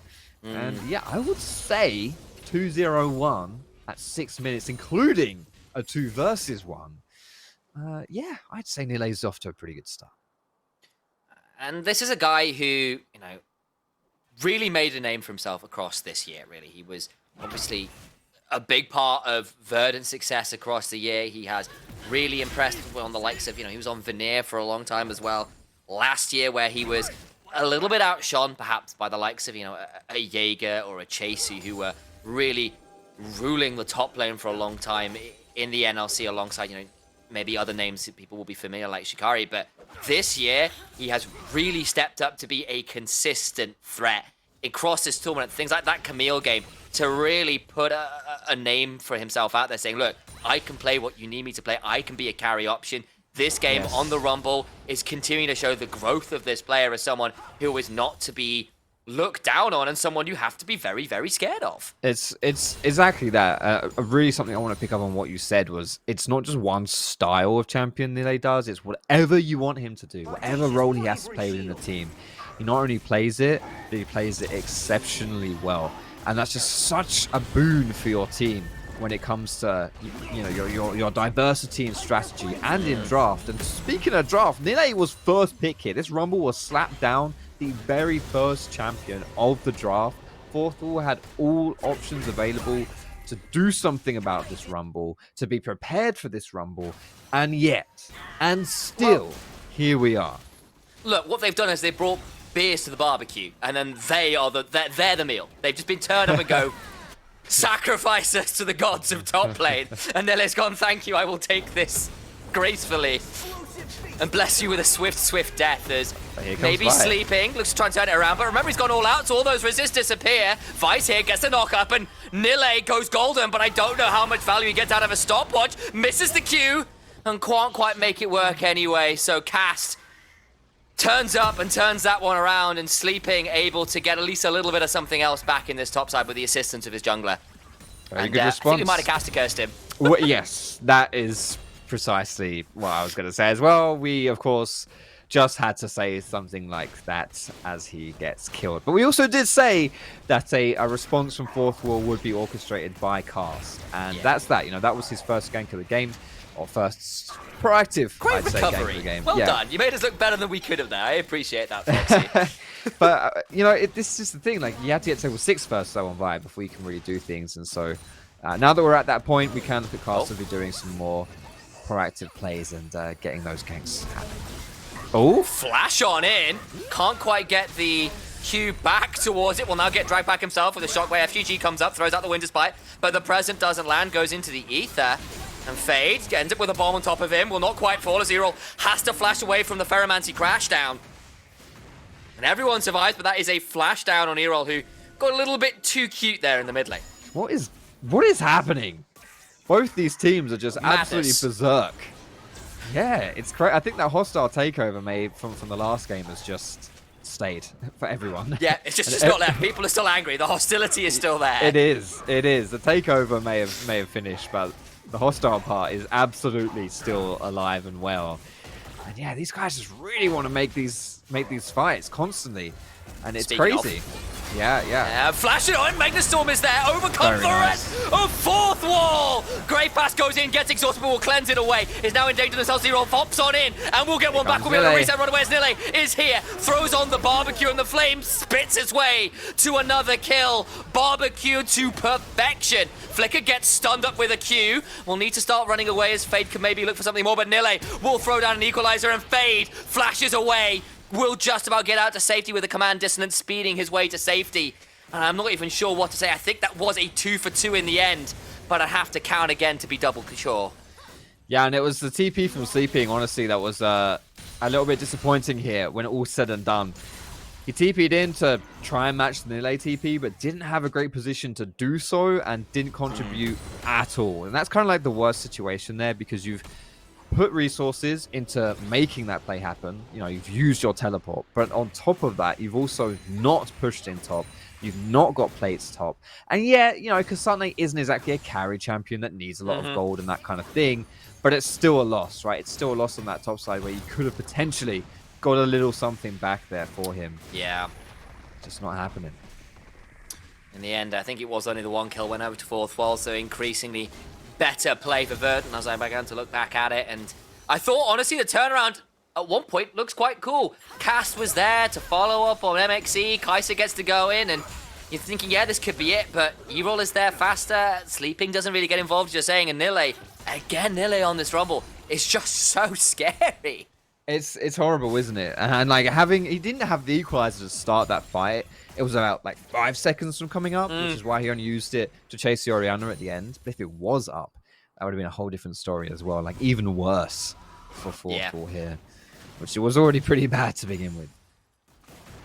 Wasn't looking great to begin with, and now the game looks about 2,500 gold in the favor of Verdant. They've got themselves an early dragon, second one spawning in about 30 seconds, and Verdant are ensuring a shove in mid lane and vision control in the river, belonging pretty solely to them with the exception of that uncontestable speed shrine. Will be up and around for that dragon should Fourth Wall think about contesting, and hey, they've got a couple items in here, but I'm looking around, I'm seeing a Radiant Virtue, I'm seeing a Kraken Slayer, and I'm thinking, might not be the easiest fight to contest, especially with a Herald summon in mid lane to double down on that mid prio. Yeah, almost taking down that mid tower here so early on into the game too. So important to take that mid down. Opens up a lot of the map for you to move around, get some vision down, and it will be the second. Sure, is this the first dragon actually? This is the second dragon. It is second. I thought it was. I got you. Yeah, going a little bit NLC. crazy there. But Fourth want to Here contest. we go. They want to do this. In they go. Magnustorm is in. Flicker's in danger. Remember, does not have the flash, but it's a fantastic Nature's Grasp. Holding people in places. Flicker does finally fall. Sivir down. Cass trying to place one of the best they can, but it's getting stunned up. And now Errol gets to go on in with a buster shot and is beginning to run rampant. The rockets are everywhere. Cannot quite get out at the end, but he gets a triple kill for his trouble. Sleeping has roamed on down, and Rumble is not here. Great Bash would love to get one more, but the door is shut up. And that means the Great Post cannot get one more to end it all. It is a 3-for-2 in the end, but it is still favoring Verdant all the while. Nille wasn't even there. He's just claiming plate after plate. He loves it. And Verdant here, they're going for the dragon, and they are able to take it down right before Vi gets in. It's a great ultimate from the Braum to interrupt this engage. And despite Flicker dying really early here, just keep your eyes on Errol.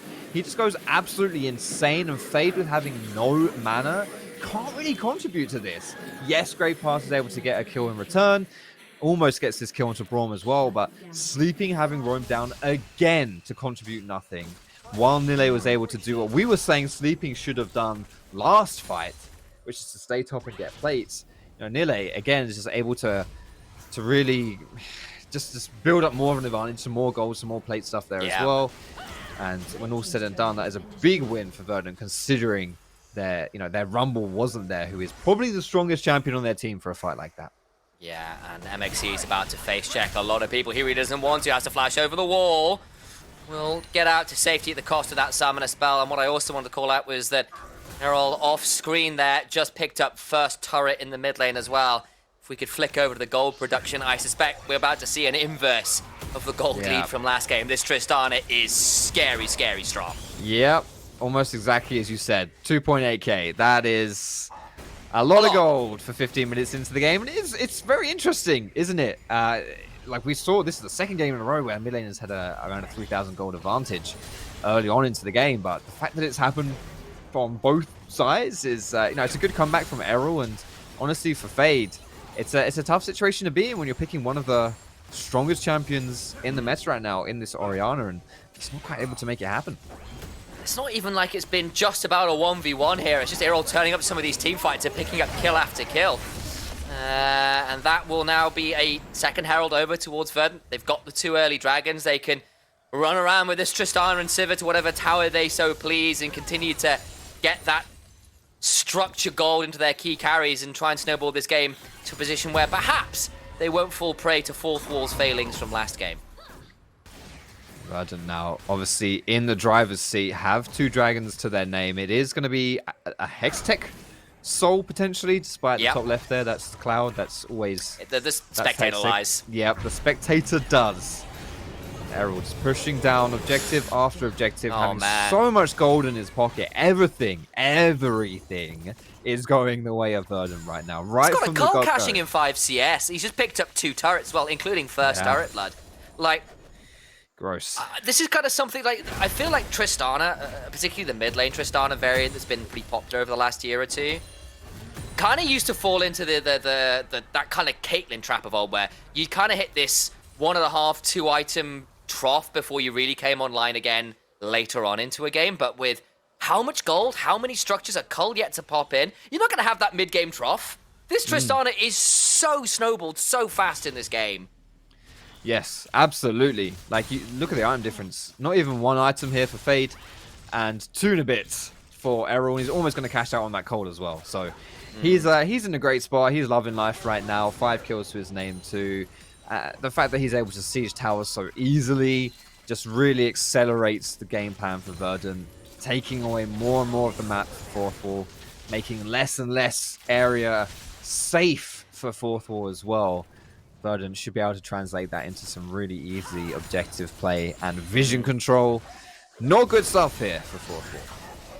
It's pretty rough to see, and the gold lead continues to extend as Cast goes on in, throws down the stride breaker, doesn't get that much value yet, sleeping, finds Errol, tries to pull him back, but he will rocket jump away. Now Snilly flashes away, gets the blast cone, and they'll continue to run away with the on the hump from Sivir. Cast now flashing back out, Snilly continues to try and trade this one out, they're jumping back on in. The shockwave buys some time, but Cast is exhausted, nowhere to go. There's a Magnet Stormer to what end, trying to get something in as Nearly hit, will throw down the equalizer into the jungle. It is a disaster. Fourth Wall pick this fight, and they lose it handily, and of course, it is Errol that picks up the kill. 7 1-on-1 in this Tristana. It is tick, tick, boom all day, all night. This Tristana cannot be denied. Fourth Wall had the fight they wanted. That's why they opted into it. They saw, Nilay's not here. We're in a choke point. Maybe we can make this happen. Errol's already used his jump. We can try and catch him out of position. It just wasn't to be. The fact that Verdant are still able to handily win that fight really should be the death knell for Fourth Wall in this game. We're only 18 minutes into it, but at this point, Fourth Wall has tried to come back into it. They're going to try and trade this one out. Cass is here alone. The teleport's coming on through. He's going to get rooted on up. Overcomes MXC. It's a 3v3 right now. Verdant caught in the back of the pit. Errol is here. Will come begin to start auto. We can think about hopping into the pit over the black wall. Does because Nilly, who does not have the ultimate. Cast solo. Does stay alive, but not for that much longer. There is now no smite in the pit. They want to try and get this one, and they do secure it. That is soul point denied, and a 1-for-1 is definitely better than was reasonably expected by Fourth Wall. I thought that looked a bit risky, but they managed to make it work nonetheless. It'll still cost them a turret afterwards, and of course, it goes into Errol, who has picked up local gold now from every single turret that they have been involved with. But but they still pick up a dragon, they still pick up a kill, which is perhaps a silver lining they need right now. It's brilliant. As far as Fourth Wall is concerned, that is absolutely fantastic. A 1-for-1 is totally fine when you're this far behind, and getting the dragon, denying that soul point from Verdant. And not only that, but being able to pick up that objective goal too, the bounty. I mean, it's still, this is how far behind Fourth Wall are. Like, there's still a 500 gold bounty on objectives after they've picked up a 500 gold bounty. It's really a good thing to do here for orchestrating this comeback in this game. And Fourth Wall, it's not looked good so far, but right there, no, a glimmer of hope for this team. I think it's quite a faint glimmer is the problem. Foxy, I'd ask you how they come back in this game, but I feel like it's a little early to be saying that, because I'm looking at this and going, realistically, to get back in this game now as Fourth Wall, it's just Verdant making mistake after mistake, because every play from this point is a low percentage one. They're starting up a Baron now, and maybe, just maybe, Cass can get into the back of this one. They're throwing down the Maokai ultimate, and that will make it very difficult to get on here. There's the equalizer, they just can't get into the pit. MXC gets a big Magnet Storm, but there's just no follow-up. The shockwave, though, is fantastic, and I speak a little too soon. It's just not enough, though. They can't make it in Grave Pass. Tries to run away, but there is nowhere to run except the grave, like his name. He is 6 foot deep and 2 foot wide. The coffins are fresh, and they are buried swiftly by Errol and crew. It was a good try. It was a good try by Fourth Wall, but just too far behind in this game. Too much gold in the pockets of Verdant. And the big difference here between this Verdant Baron play and the Fourth Wall Baron play from the first game is that Verdant had the appropriate peel around the Baron pit. You saw that Braum ultimate come through, the Rumble ultimate come through to deny Cast. Even the Maokai ulti came through, all to deny Cast from getting into the pit. And as such, yeah, it was a good combo with the Rel and the Orianna, exactly as you called. It was a good combo. They're just a little too far behind. And maybe if this game was a little bit more equal, and the goal difference wasn't over 10,000 at 20 minutes, something could have happened there. But unfortunately, that is not the reality we live in. And it's Verdant coming out big on top of that one. At this point, it's just dotting your I's, crossing your T's, and walking it on in. They have a wave and a Sivir here with frontline abounding to begin to escort this wave into the turret, and I don't think there's much that Fourth Wall can do to stop this. Here can watch, they can admire, but there's not really too much Despair, else they I can think. do. Yeah, that's probably a more accurate and appropriate words here. Yeah, it's tough. It's really tough here. Verdant just taking everything they want right now, and they're going to keep going for more. Brave Pass isn't even here. He's recalling now, but it's going to be too little too late. Finally, their AD carry will return in about a second or two. But already a Nexus turret has fallen, and Verdant are refusing to wait, refusing to take any more time in this game. Errol gets the kill and backs away. They're going to try and trade this one up best they can, and maybe they've gone a little too deep. Cass gets an ultimate, but not to too much avail. They'll pull one person back, but Errol still refusing to sleep easy. Goes down, yes, but at what cost? MXC alone, the Rel support will witness the fall of their Nexus in under 23 minutes. Verdant were pushed in game 1, but they slaughter fourth wall in game 2. Fox, you might be looking at a very short night indeed. Woof. It started right before minions even spawned. Yeah, we had 2 kills, was it, over to Tristana? 3. Bro, it was 2, and then there was the solo and then kill the straight solo after. kill top. Yeah, exactly. It just all fell apart right from the beginning. And I said in game 1, honestly, these kind of losses are sort of easy to recover from because you just fumbled the bag right from get-go, and everything was kind of like a it just built off of the early, and so you're like, okay, yeah, we messed that up, whatever, go next. But the fact that that comes off of after a game where fourth wall should have won, now the biggest question isn't, in my opinion, anything strategic. It's mental. How do you recover mentally from that? Because you've been dismantled first in a game that you should have won, and then absolutely obliterated in the second one. Yeah. I don't know how you come back from that as fourth wall. I guess at this point it's trying something a bit new, and remembering as well that I feel like game 3s, especially when there's a 2-0 lead, are often the most dangerous position to be in Legends. Reverse sweeps are a known phenomena, and if it has to start anywhere, of course it has to start now. And if you can find a start to a game like you did in game 1, a way to maybe not interweigh the level 1, maybe things look a bit different. But Verdant, as it stands on the precipice of Aurora Cup glory, about to do it in dominant style as well after a game 1 comeback and a game 2 pub stomp. Fourth wall backs against their namesake, and they need to come back in a big way if they want to turn this one around. See whether they can. Of course, you'll have to be here after the break.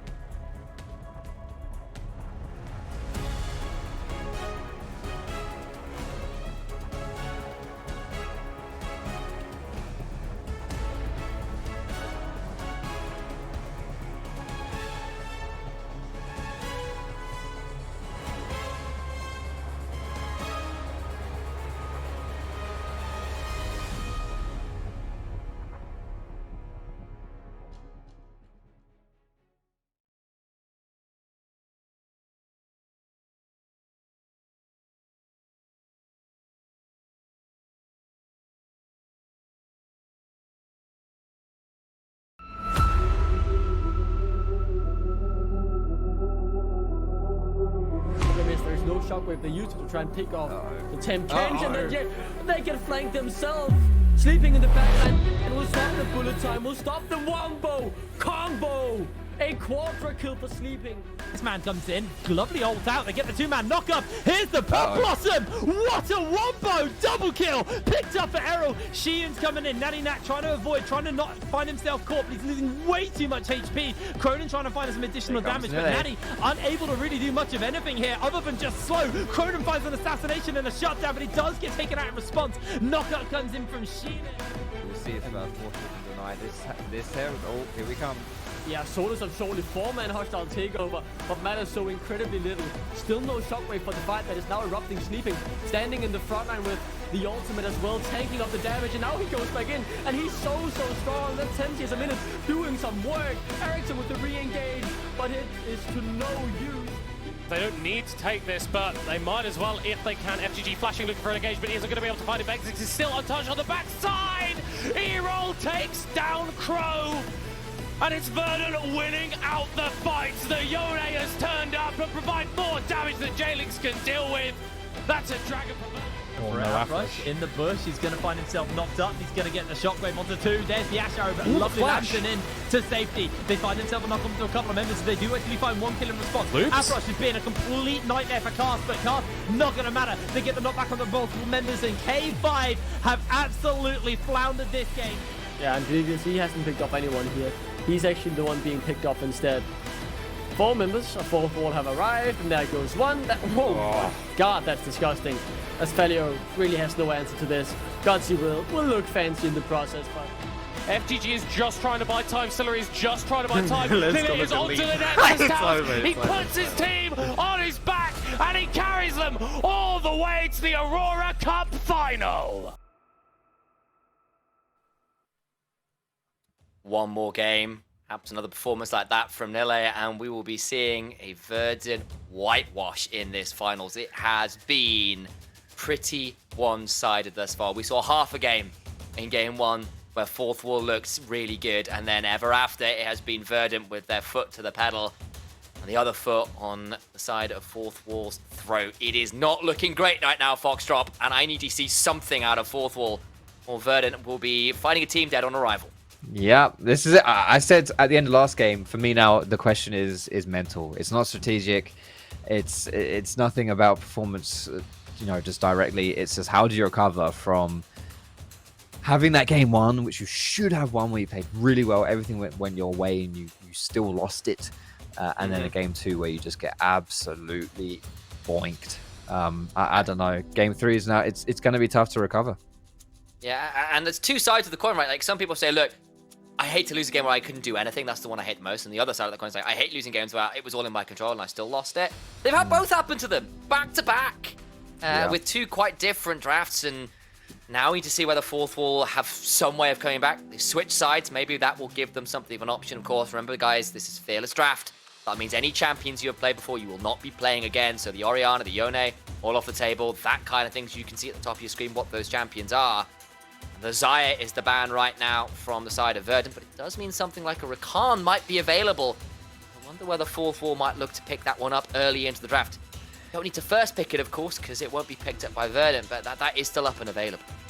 Rakan might just be an option, even without these Xayah accompanying him. It's if you're looking for engaged supports, then he's a great option. We've still got like a Nautilus, the likes of that still open. And first pick for the Jace here for Fade. Now, Fade, we've seen this before. We've seen Fade play Jace before, not in this series, obviously, Fearless Draft, but we've seen it before in his previous matchups, and he has been very good on this champion. And I'm a big fan of Fade here. I genuinely believe he's the best mid laner that we've seen, best performing mid laner here in this tournament. I think he's been fantastic. In the last game, though, he was put on Orianna duty, and it just did not work. So unfortunate stuff for him. And if Forthwall are going to pull this one around and bring the reverse sweep into fruition, it has to start with Fade, and I think Jace is a great pick to do it with. Of course, the response is very swiftly that Nico, which has been oh so potent. Maybe not the strongest laner right now, but I think anybody who's been watching the likes of Knight will tell you exactly how dangerous that champion is once 5v5s come around, and Errol Did that just fine in game 1, managed to survive the early lane and turn up in some of those bigger fights and devastate people with the multi-man ultimates. Locking in the Sejuani alongside the Jace. You can, of course, abuse that melee synergy with the hammer form, so already locked that one in. Remind as well, they can still pick up the Renekton, so I wonder whether that becomes the final lock-in here in the first round of picks. Yeah, if you do that, you will get pinched out in the bot pool. And it depends for fourth wall whether they value that or not, whether they care too much about it. The interesting thing here, though, for fourth wall is they've picked some very heavy dive-focused team comps so far. And obviously, with Fearless Draft, you cannot pick the same champions that you've played before. So things like the Jarvan, the Vi, these Kai'Sa as ADC, they're not available for them. And so they're kind of, you can see they still want to play dive, they still want to play aggressively, but they're really having to dig deep into their champion pools to do it. And a champion like Sejuani might not be the greatest in the meta, still very serviceable, but is it one of Cast's? I don't think this is a Cast style champion. It's not a Bel'Veth, right? No, exactly. And whereas like Jarvan and Vi can operate as quite like off carry, I guess, Sejuani isn't that type, so we'll see how that one goes. There is a Poppy locked in here for Verdant as the last pick, and most importantly, that is a flex pick for Verdant. Nille can play it, but we have also seen Snille play it, so something about those 5 letters in that order just makes you a Poppy player. Does indeed.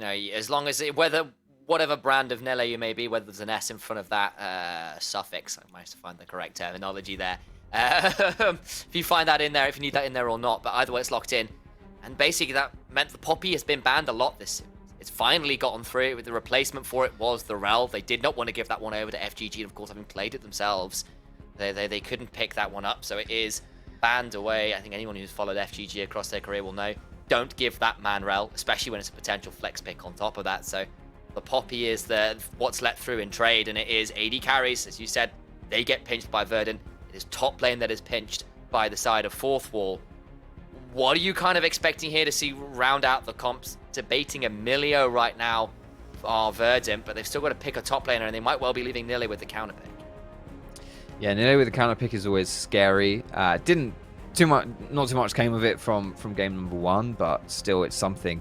I was really thinking about how deep fourth wall's ADC pool is going to have to be here. I can only really think of Jinx and like Zeri or something like that, but we're really getting far away from what's comfortable for Grave Past here. As you said, that's 4 or 3 plus the affiliates taken away, so 4 champions that you can't pick, plus the other 2 that you've already played. So that's like 90% of the ADC champion pool. So yeah, Renekton coming through as a blind pick here for sleeping into Verdant, which I think is perfectly solid. Does mean we won't be able to see his Aatrox, which, as you can see from that VT before we got into this game, his Aatrox is pretty special. Pretty good. Yeah, pretty damn good, but not going to see that. Instead, again, it is that Jinx. I'm a little bit worried here, however, for fourth wall. I think you just pick up like a big... Well, Malphite's banned, but you pick like a tank top, I think, here, because like, what's the distribution of damage here from fourth wall? What have you got? You've got AD, and then some more AD, and you're playing against Poppy and Ornn. Like, at the very least, you do have the ability to potentially like blow up some squishy members with the Jace. But yeah, I think particularly if you get to mid game and you're behind even a bit, like Ornn and Poppy get to stack a couple armor items and they can just block everything that's coming at you. It could get very scary very fast. It's doomed. I'm sorry to say it, and I hate, honestly, one of my biggest pet peeves in League of Legends analysis is like seeing a draft and being like, oh, the script is unwinnable, it's unplayable. Honestly, that is one of my biggest pet peeves. But I'm sitting here thinking, fourth wall, you're in trouble. You are in trouble. Yeah, like, don't get me wrong, they have got the tools to win all 3 lanes. Like Jace, Jinx, Renekton can definitely, I think particularly the top lane, the mid lane with the Sejuani, you can definitely get shove on an Eco and an Ornn and maybe dive those. You're into double range bot, so I imagine the Milio and the Aphelios probably get shoved there. But if you can play around those lanes and snowball that, maybe you can stay ahead of the armor curve, and then once you get third item, which will be a Lord Dom's armor means less again. But even then, I think I'm there with you. If you hit mid game and you've not really managed anything with the Sejuani, you've not managed anything with what should be some pushing lanes, I'd get nervous. I'm right there with you. It's not the easiest win condition. The thing I worry a little bit about as well is fourth wall Jinx doesn't have great protection from her teammates. No. You've got an Alistar, which is decent peel, but it's not great, especially when you've got a lot of things coming at you. And then the rest of it is essentially just your other characters providing pressure for you, or going forward enough so that it makes enough space for you following up, right? There's not a lot of straight up protection for Jinx, so I think her game's going to be very hard to navigate in these team fights. So much CC coming through from the side of Verdant. Could get tricky. Yes, it will be tricky. It's going to be a hard team comp to execute, but yeah, if you can get ahead early, there are some good synergies with Sejuani plus the solo lane specifically. MXC, if you can get some roams going down too, like you can certainly make some plays happen. So possible things from the early game here for fourth wall, but definitely going to be perhaps a difficult one to navigate outside of that lane phase. Onto the rifts.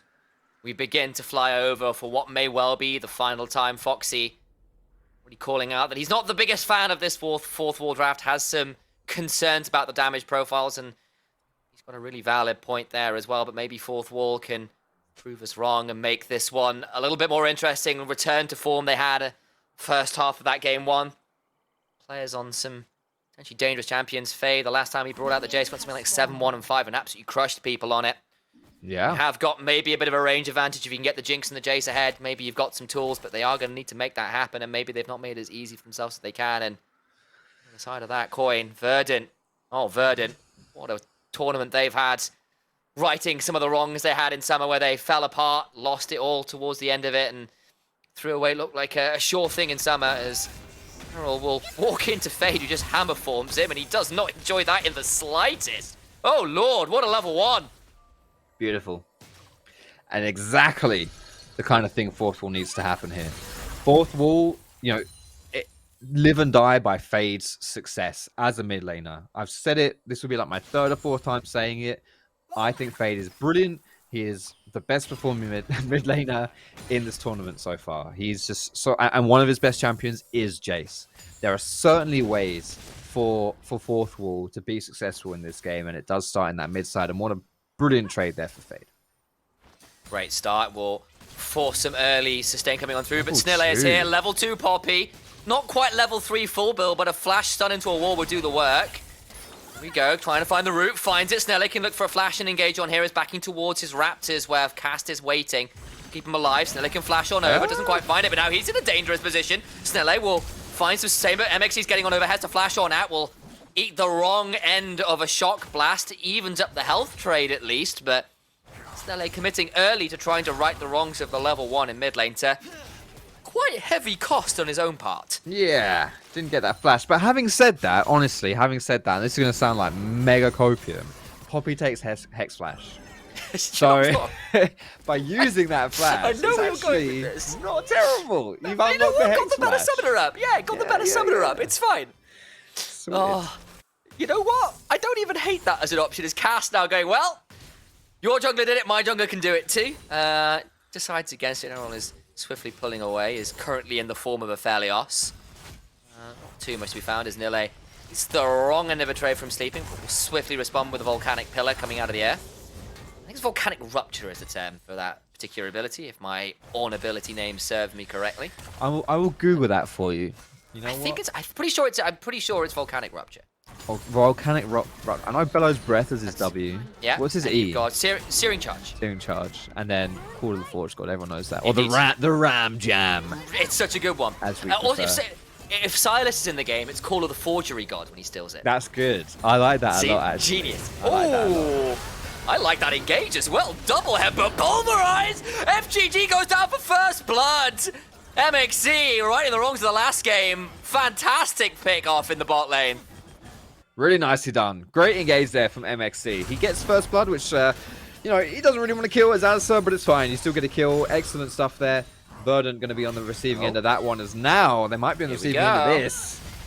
No real rage though, but the W is down from Poppy, which means no way to stop Sejuani getting some trades on. It will heal up off the wave and just wards people away more than anything else, sleeping with no real rage to speak of. Didn't feel like all inning there on the Renekton. Will hold the wave in a slightly awkward spot for Nile. Regardless of everything that's happened in this series and it being 2-0 for Verdant so far, we have had a very action-packed, bloodthirsty series here. It's been a lot of fun. Hang on, Herald's in danger. It's been a lot of fun in mid lane as well, as over they come. Begin to get the permafrost in. There's the flash headbutt pulverize as MXC turns up and Fade picks up the kill. I was about to say that Errol had been laning well after the assistance of Snelle got him a bit of a HP advantage in mid lane, and now suddenly he dies, suddenly he loses away to tower, and Fade gets right back into it, having found himself some assistance from his jungle support.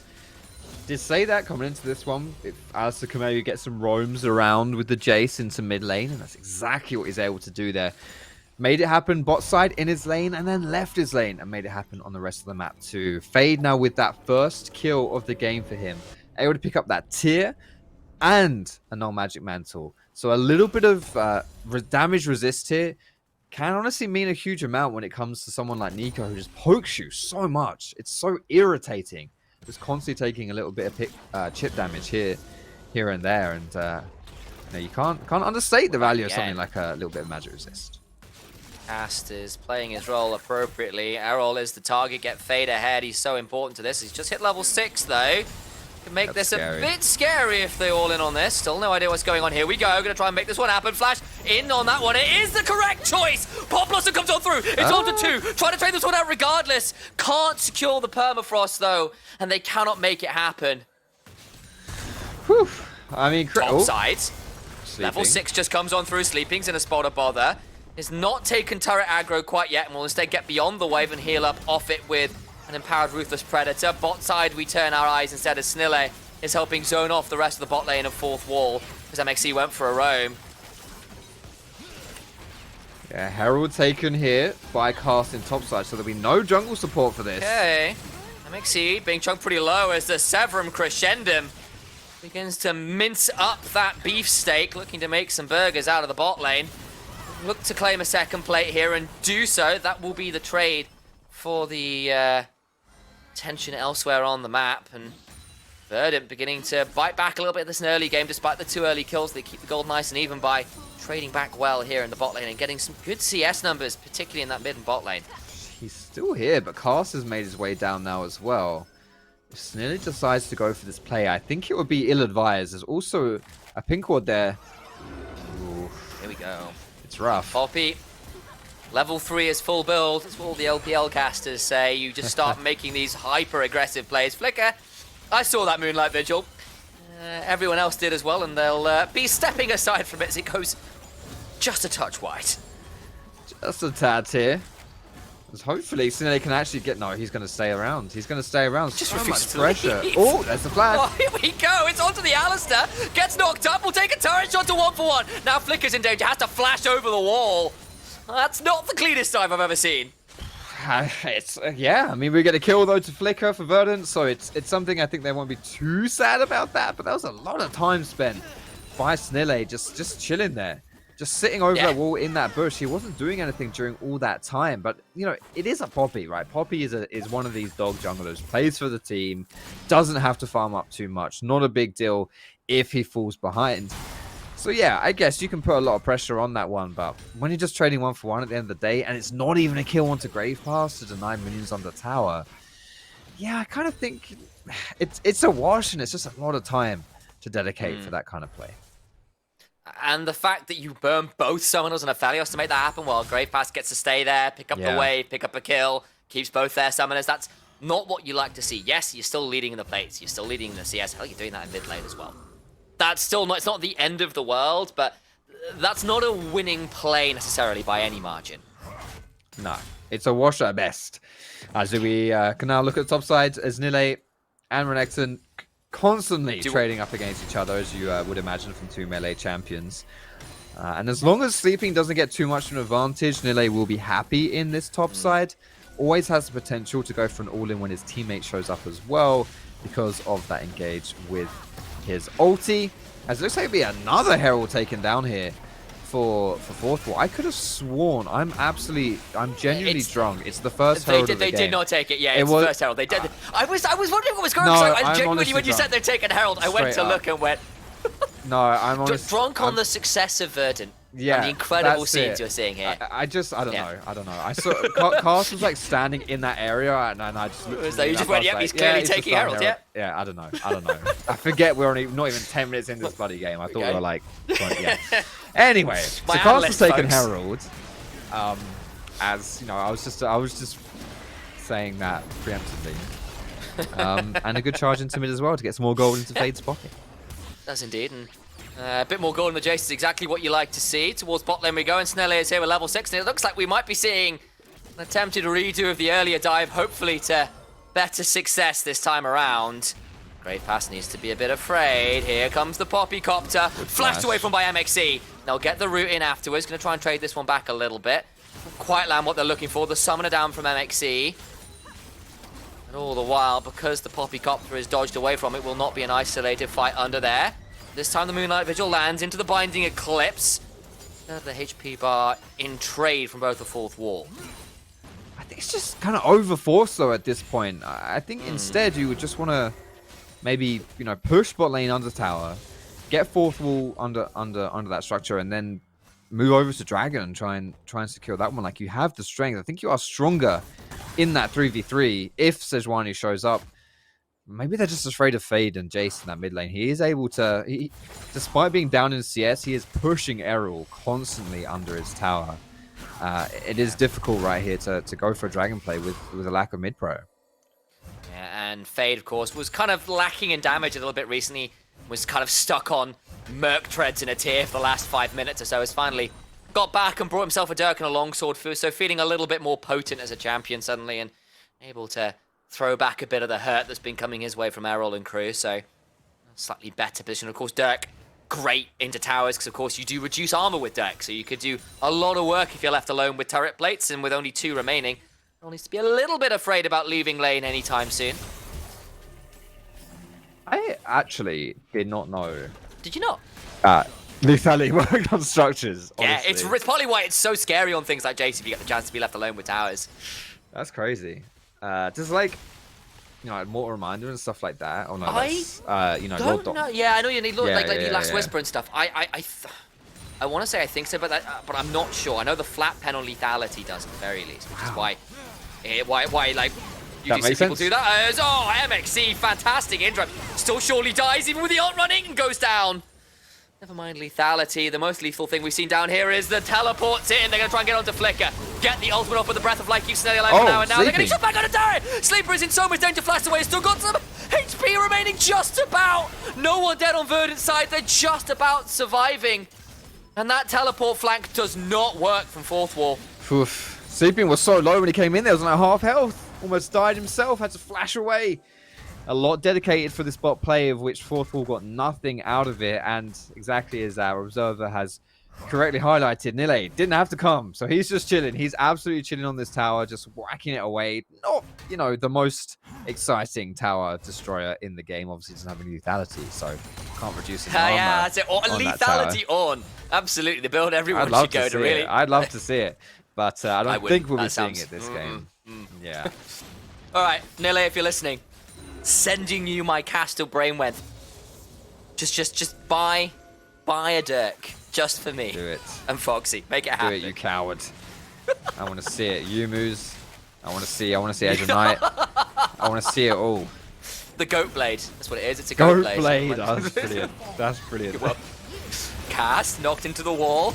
Looking like we might be seeing a very dead Sejuani. The ball rooted up, taken down. Faye turns up at no HP. I don't know where he lost all of that. Cannot secure the kill into Erol. And our Snille will get a smite down. Will not quite secure Fade as MXC will keep them away. Can look to try and get onto the Jace, but remember we'll have an acceleration gate. Trying to get a hammer blow. Can't quite make it happen. His head butted away. Trying to keep this Jace alive. Knocked up again. And Fade gets away with a healing from the triumphant roar.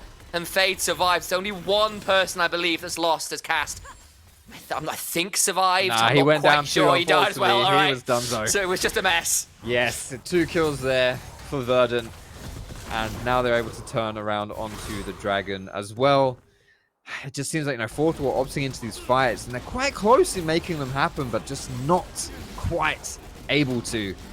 And it will be Fourth Wall picking up the advantage in the kills, and also in that first Dragon too. So it's going to be Hextech spawning next, I believe, which means we won't get a Hextech or a Cloud Soul in this game, as Verdant now, especially in the bot side of the map, with this Aphelios, looking very, very happy. So strong. Yeah.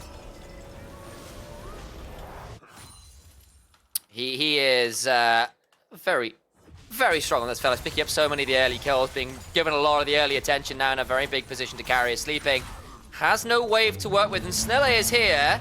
I think Sleeping might be going to rest with the fishes. Oh my god, this lizard is extinct. That's just not fair. God. A tanky champion Unrelated doesn't even get to pop his ultimate. Perfectly layered CC right there. The knock up from the Ram Jam, and then the smack into the wall for Poppy, and then another smack into the wall from Ornn. Yeah, that was perfectly played right there by Verdant. But of course, if you dedicate your jungle to the top side of the map, you do lose pressure in the bot side. Fade able to take away this tower, as Verdant now pushing towards the enemy bot side jungle, and potentially this Herald as well. They are doing very, very well here to get that. At least there was a turret in trade there, so they get something back. I believe they got bot side turret as well, so a little bit of goal back towards Fourth Wall, who are staying within touching distance of the goal, but all the while, this blue side invades to steal away a lot of these camps, get this wave shoved into the tier 2 with the Aphelios. Get a load of this vision down, just look up, it's lit up like a Christmas tree, and with Halloween over, that's an appropriate reference. Tier 2 goes down as the Poppy Copter comes on through. They'll try and disengage. Well, here's MXC taken to about half HP very swiftly. They're just able to pip them a little bit in each of these plays, is Verdant. And for Fourth Wall, it must be quite frustrating here. They're trying to do the proactive plays, and Verdant just able to come out on top just a little bit each time. I don't think this Herald is going to be taken here from Verdant. Fourth Wall are in a decent position. FGG still in spawn, so that is going to reset. I don't think Fourth Wall will be able to take it, but this has just been delayed. We might actually get to see a big fight happening here instead. Okay. Certainly make it come over. Remember, Nile's got teleport, so does Sleeping. So this could earn a very big 5v5 very swiftly. A route onto MXC with the Binding Eclipse will throw down the ultimate pretty swiftly, but there's just nowhere to go.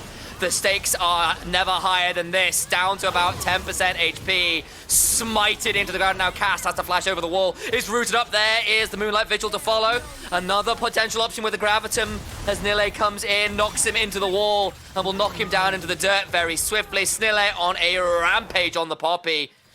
Recall from from Fade to keep him alive, but 2 members for even attempting to look at that Herald. Oh, it's so difficult now, isn't it, for Fourth Wall? We said they have to come out of lane phase with something positive in order to go up against the squad of Verdant, who can just stack endless amounts of armor against Fourth Wall's full AD composition. Already Sunfire, Ninja Tabbies, Bramble Vest. Like, it's just too much already to deal with. Like, Verdant are just so tanky in this situation. It's only going to get worse. Like, it's never going to get better for Fourth Wall here. Maybe you can focus Aphelios and try and pick him out of position and try and slam him down, but it's just so difficult. It's so difficult here for Fourth Wall. Yeah, if you're not hitting the squishy targets, you're doing minimal damage right now. You were a long, long way off a Black Cleaver or a Last Whisper. I mean, hopefully Sleeping gets towards a Cleaver shortly. He's, got components there for that. And you see, you hit a squishy target, you're certainly doing damage as Fade. But you are, an item and a half off something like a Ceruldes or a Last Whisper there for both your AD carry and mid laner. Oh, you're far from it. Yeah, you're not you're not getting there anytime soon. Like, you got to wait another 10 minutes or so before you're even sniffing at those items. And during that time, what do you lose? The answer is probably going to be quite a lot. Uh-oh, though. Mixi's on vision. Oh, they know. Oh, they catch Fade just about. It's still going to be a big 2v3 for now. The teleports begin to fly. Cass knocked up. They didn't expect Fade to still be there. The rocket goes wide, and Aerol is running the wrong way and sleeping. Flash for the W. Flash by Aerol. Trying to run away still. This Nico must run to safety. All the while Cass is nearly up here. Fade trying to trade out Snille is just so tanky. They'll get a Q, and Snille continuing to trade on out. They flash away from the Moonlight Vigil, meaning the Infernum empowered ultimate doesn't land. Flash! Heroic charge! Trying to get something to the skies he goes, but he just keeps going on up to heaven. A double kill to Flicker, because he just can't help but get involved with everything that Verdant do this game. Errol dies on the backside of it, but at the end of the day, it's still 2Q advantage for Verdant. And that just couldn't have been worse. Like, that situation worked so well for Fourth Wall. You know, there was no Flicker at the beginning of that fight. Actually, Verdant didn't really have a lot of tools to make that play happen. They had their jungler, had a full tank Poppy, they had a Milio, and they had the mid laner here, right? Nico. It's not a lot of damage. You could have won that 3v3. You don't have any damage either because you're playing versus this full armor stack team. Any. No, it's just so tragic. It's so tragic. It's so difficult to play here. I can't believe Snille didn't die in that play after flashing in on 10% HP to finish Fade off. Yeah, it's tough. I mean, Fade basically got 100-0 by Snille. Just could not do any damage. And all the while now onto the Baron they go. They know they're in an incredible point of power. 2 items on an Aphelios, 2 items on a Poppy. They can take this big purple worm down in a matter of seconds. Fourth Wall decide it is better for them to just give this one over. Oh my god, he steals it! What? Great Pass steals it! What? Unreal! Okay, cool. Some life here for Fourth Wall.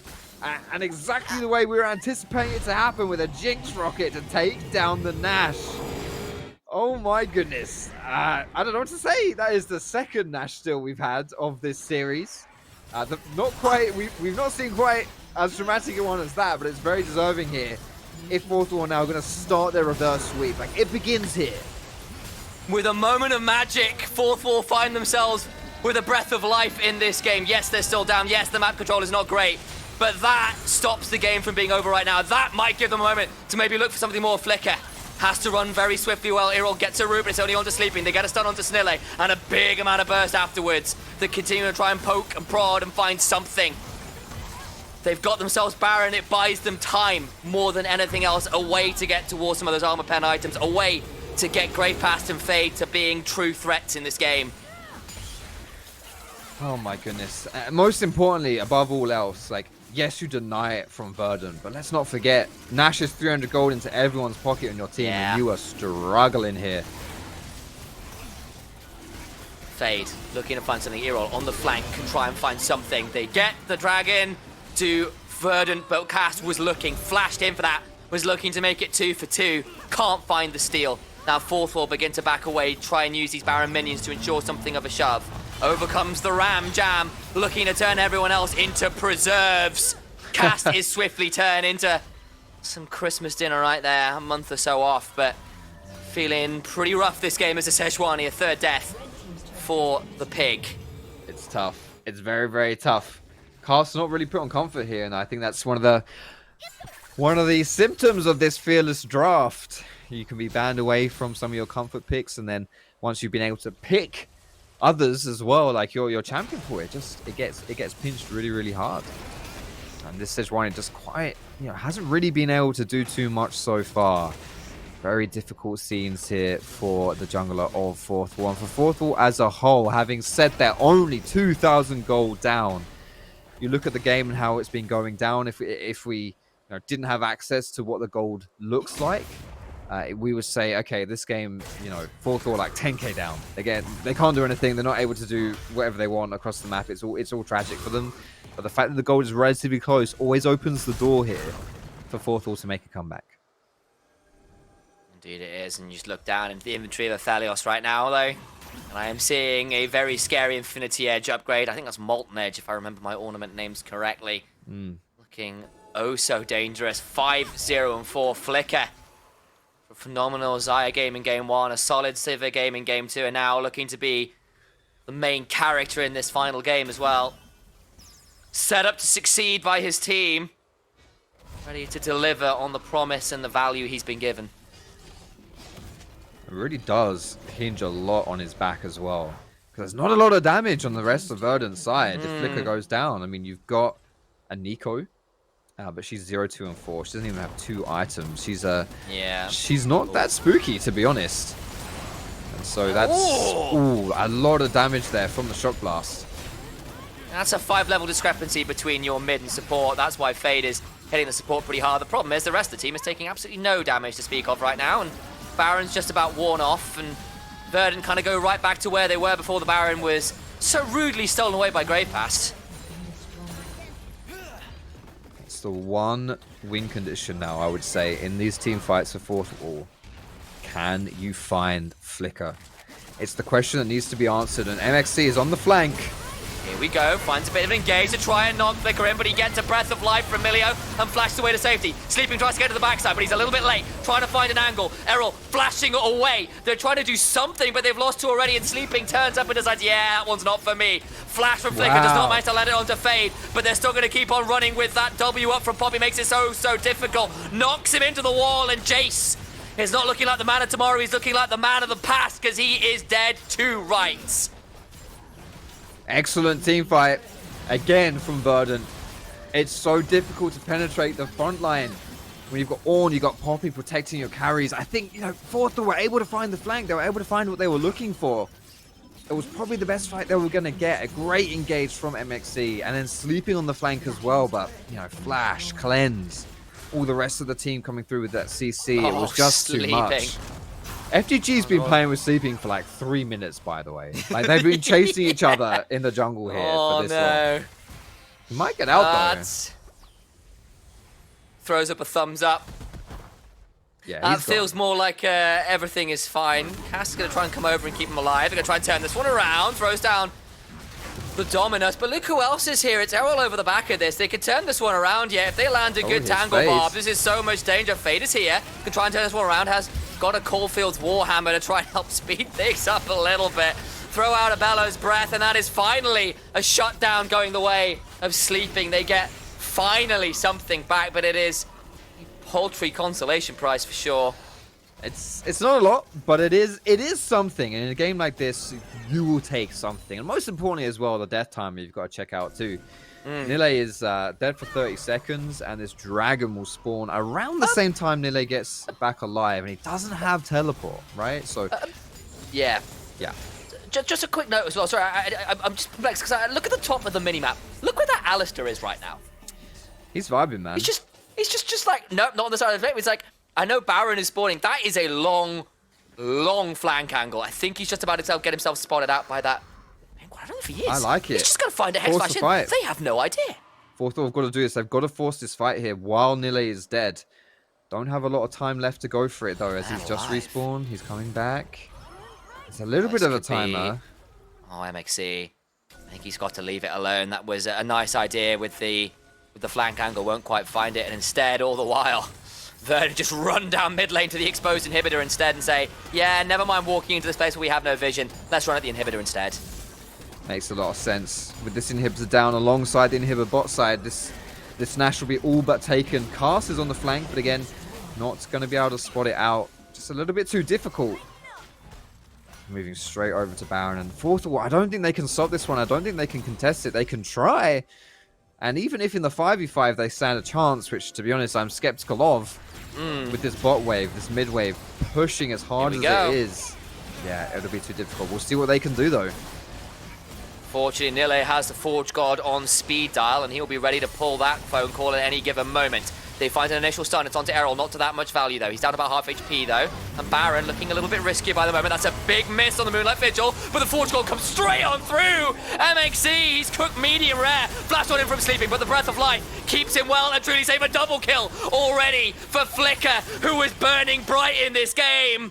Grave Past goes golden, but there's just nowhere to go. He's looking more like silver in this tournament. His name, a bit of a lie right now. Fade doing their best to stay alive, but he will fade out as well. And Fourth Wall get absolutely crushed. It will be 0-3 for them, 3-0 for Verdant. The NLC will do what they could not do in summer and come up as the champions here in the Aurora Open. 3-0, they do it in quintessential Dominant style! One game. One single game was all that Verdant dropped in this entire tourney.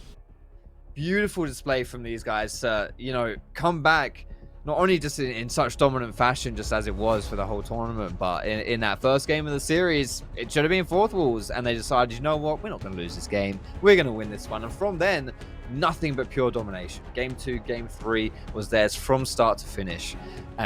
Well-deserved win here for them. We had 20 minutes, if that, of fourth wall looking like they were a dominant team. And after that, Verdant just said, we are better. And game after game, they just turned up, different draft every time, and delivered when it mattered. They kind of deserved that win, I think it's fair to say. I know you were kind of telling me in the agreements that, look, I'm hoping for 5 games, but you had a sneaking suspicion it was going to be a 3-0. They were the bigger name coming out. We were looking at those players, we were going, that's a very scary team, and it wasn't 3-0, and it wasn't that close. No, it was, but at the end of the day, you know, fourth wall did really, really well to come into the grand finals and get it. Like, I was really impressed with how they played in the previous series. Today just wasn't their day.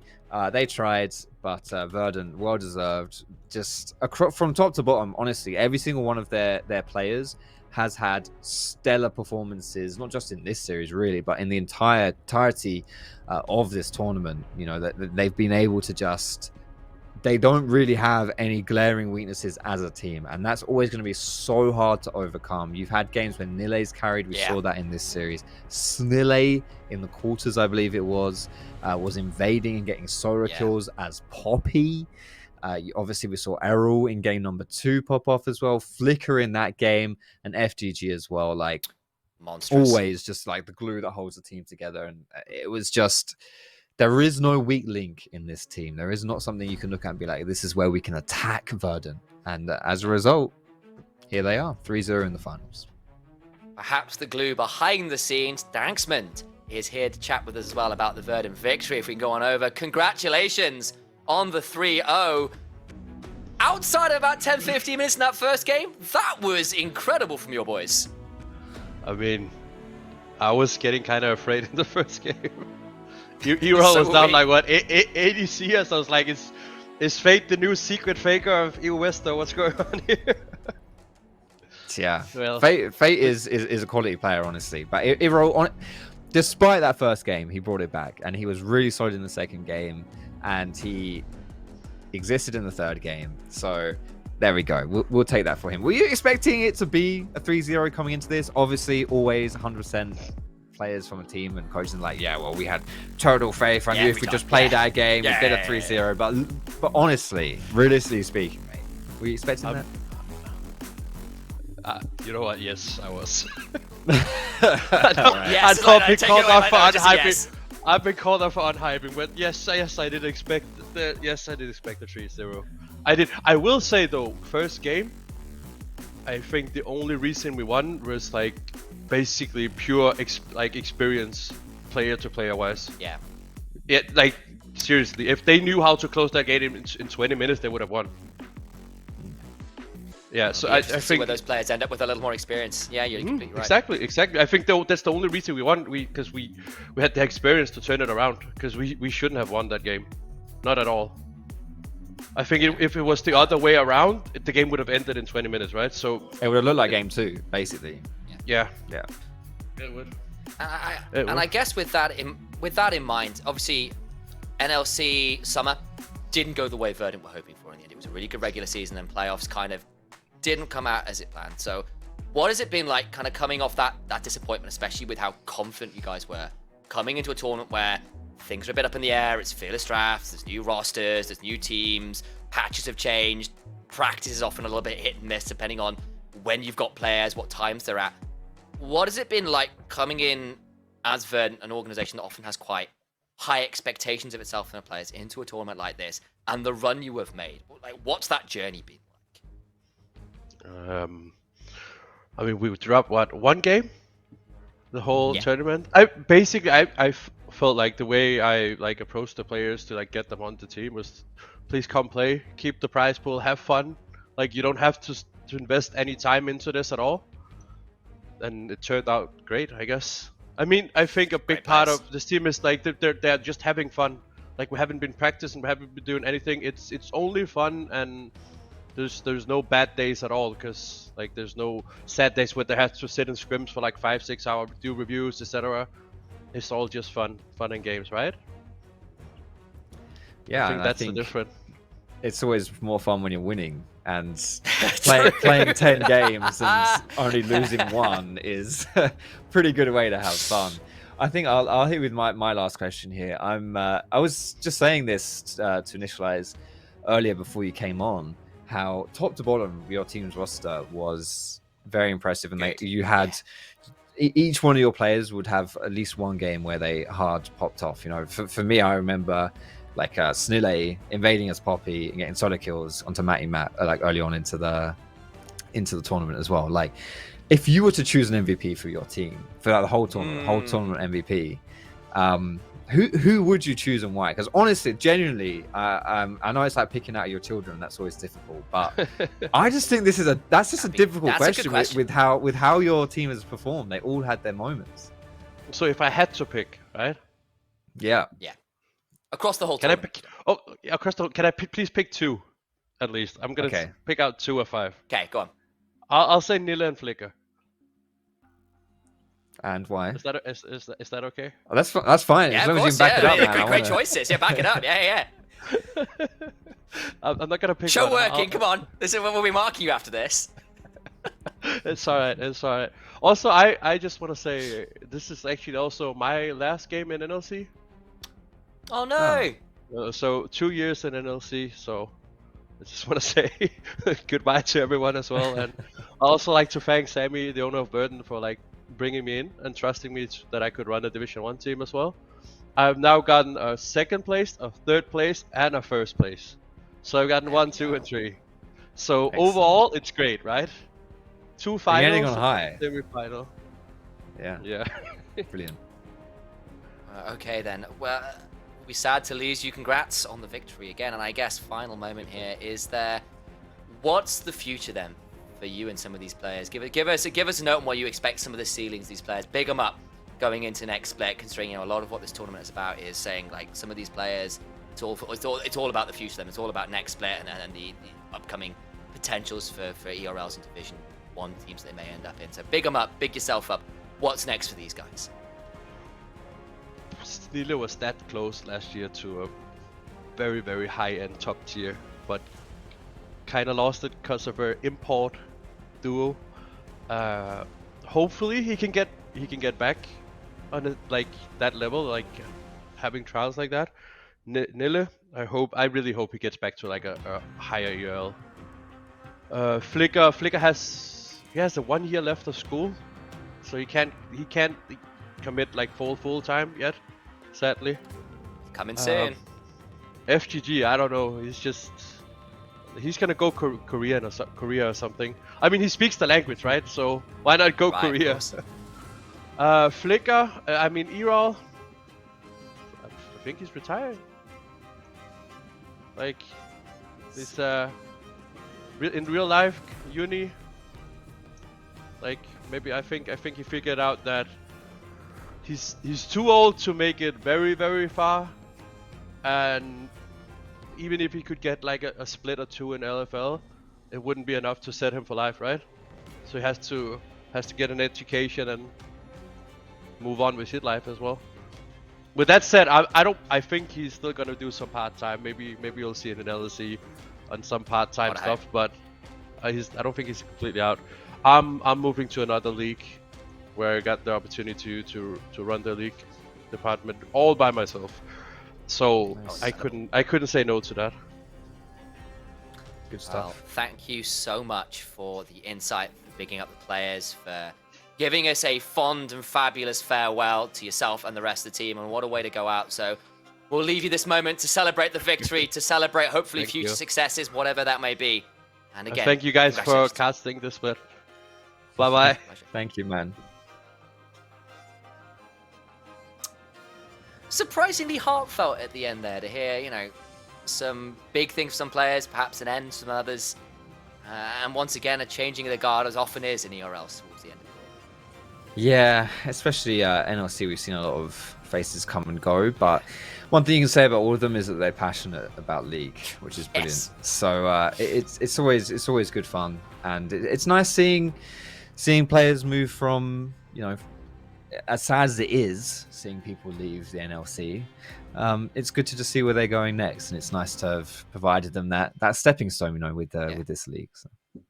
And as often is the way with ERLs, you often do end up moving between regions, moving between teams, continuing to try and prove yourself to be the best. And Aurora Cup is one of those opportunities to get yourself scouted for a team for next year. And I think these Verdant guys have done a wonderful job of it. And there's that bracket again. Verdant, 3-0 the finals, 3-0 fourth wall, who again, I think we do have to shout out some of those players really played exceptionally well. But you heard it from Daxman there as well. Like that game one with a bit more experience, that would have been theirs. And these players have got such a bright future ahead of them. Absolutely. Fourth Wall did great to come in here, coming through the play-ins as well. 3-0 in the quarterfinals before 3-1 in the semis. Like they were exactly the same path as Verdant were coming into this finals. They played exceptionally well. A lot of credit to them. This series doesn't really do justice to what we've seen Fourth Wall do before. Verdant were just something else today. Middlecott correct. The one caster who called it as it was. 3-0 Verdant, absolutely crushing in the end for them. Shout out to Jack. Did a great job there. And I suppose at this point as well, let's have a look at those MVPs. You can go vote for this on Twitter, guys. Your options, Nile, Flicker, and FGG. I know what you're thinking. Don't say it. Don't say it. It's fine. It's fine. Fonts are a funny thing. I think, honestly, it's hard to choose. It's very hard to choose for this series. Every player that we saw today played well. And, you know, different people had different games where they popped off and carry. It was very much a team performance. You know, Nile obviously played very well, specifically in game number 2 on the Rumble. Was still a very solid contributor in games 1 and 3, and obviously that Ornn was kind of gross. The Aphelios game from Flicker, again, another solid performer, but that was really crazy. He was like 9-0-7, I think it was, to end. And FGG, nothing flashy, but honestly, he was everywhere. He was always at the right place at the right time. And really setting up his team for success. So I was really impressed with how he did as a support. It's kind of like that ghost writer for the tale of Verdant's 3-0. Did a wonderful job of it indeed. And Halloween might just be over, but FGG doing his best to be a bit spooky in that support role. But I think with that last note, it is time for both myself and Foxdrop to close out the broadcast and close out the NLC for the year. We'll be back in January, guys. It's going to be a couple cold months without League of Legends here in the Nordics and the UK scene, but we will still hold the torch and we'll see you all bright and early in January.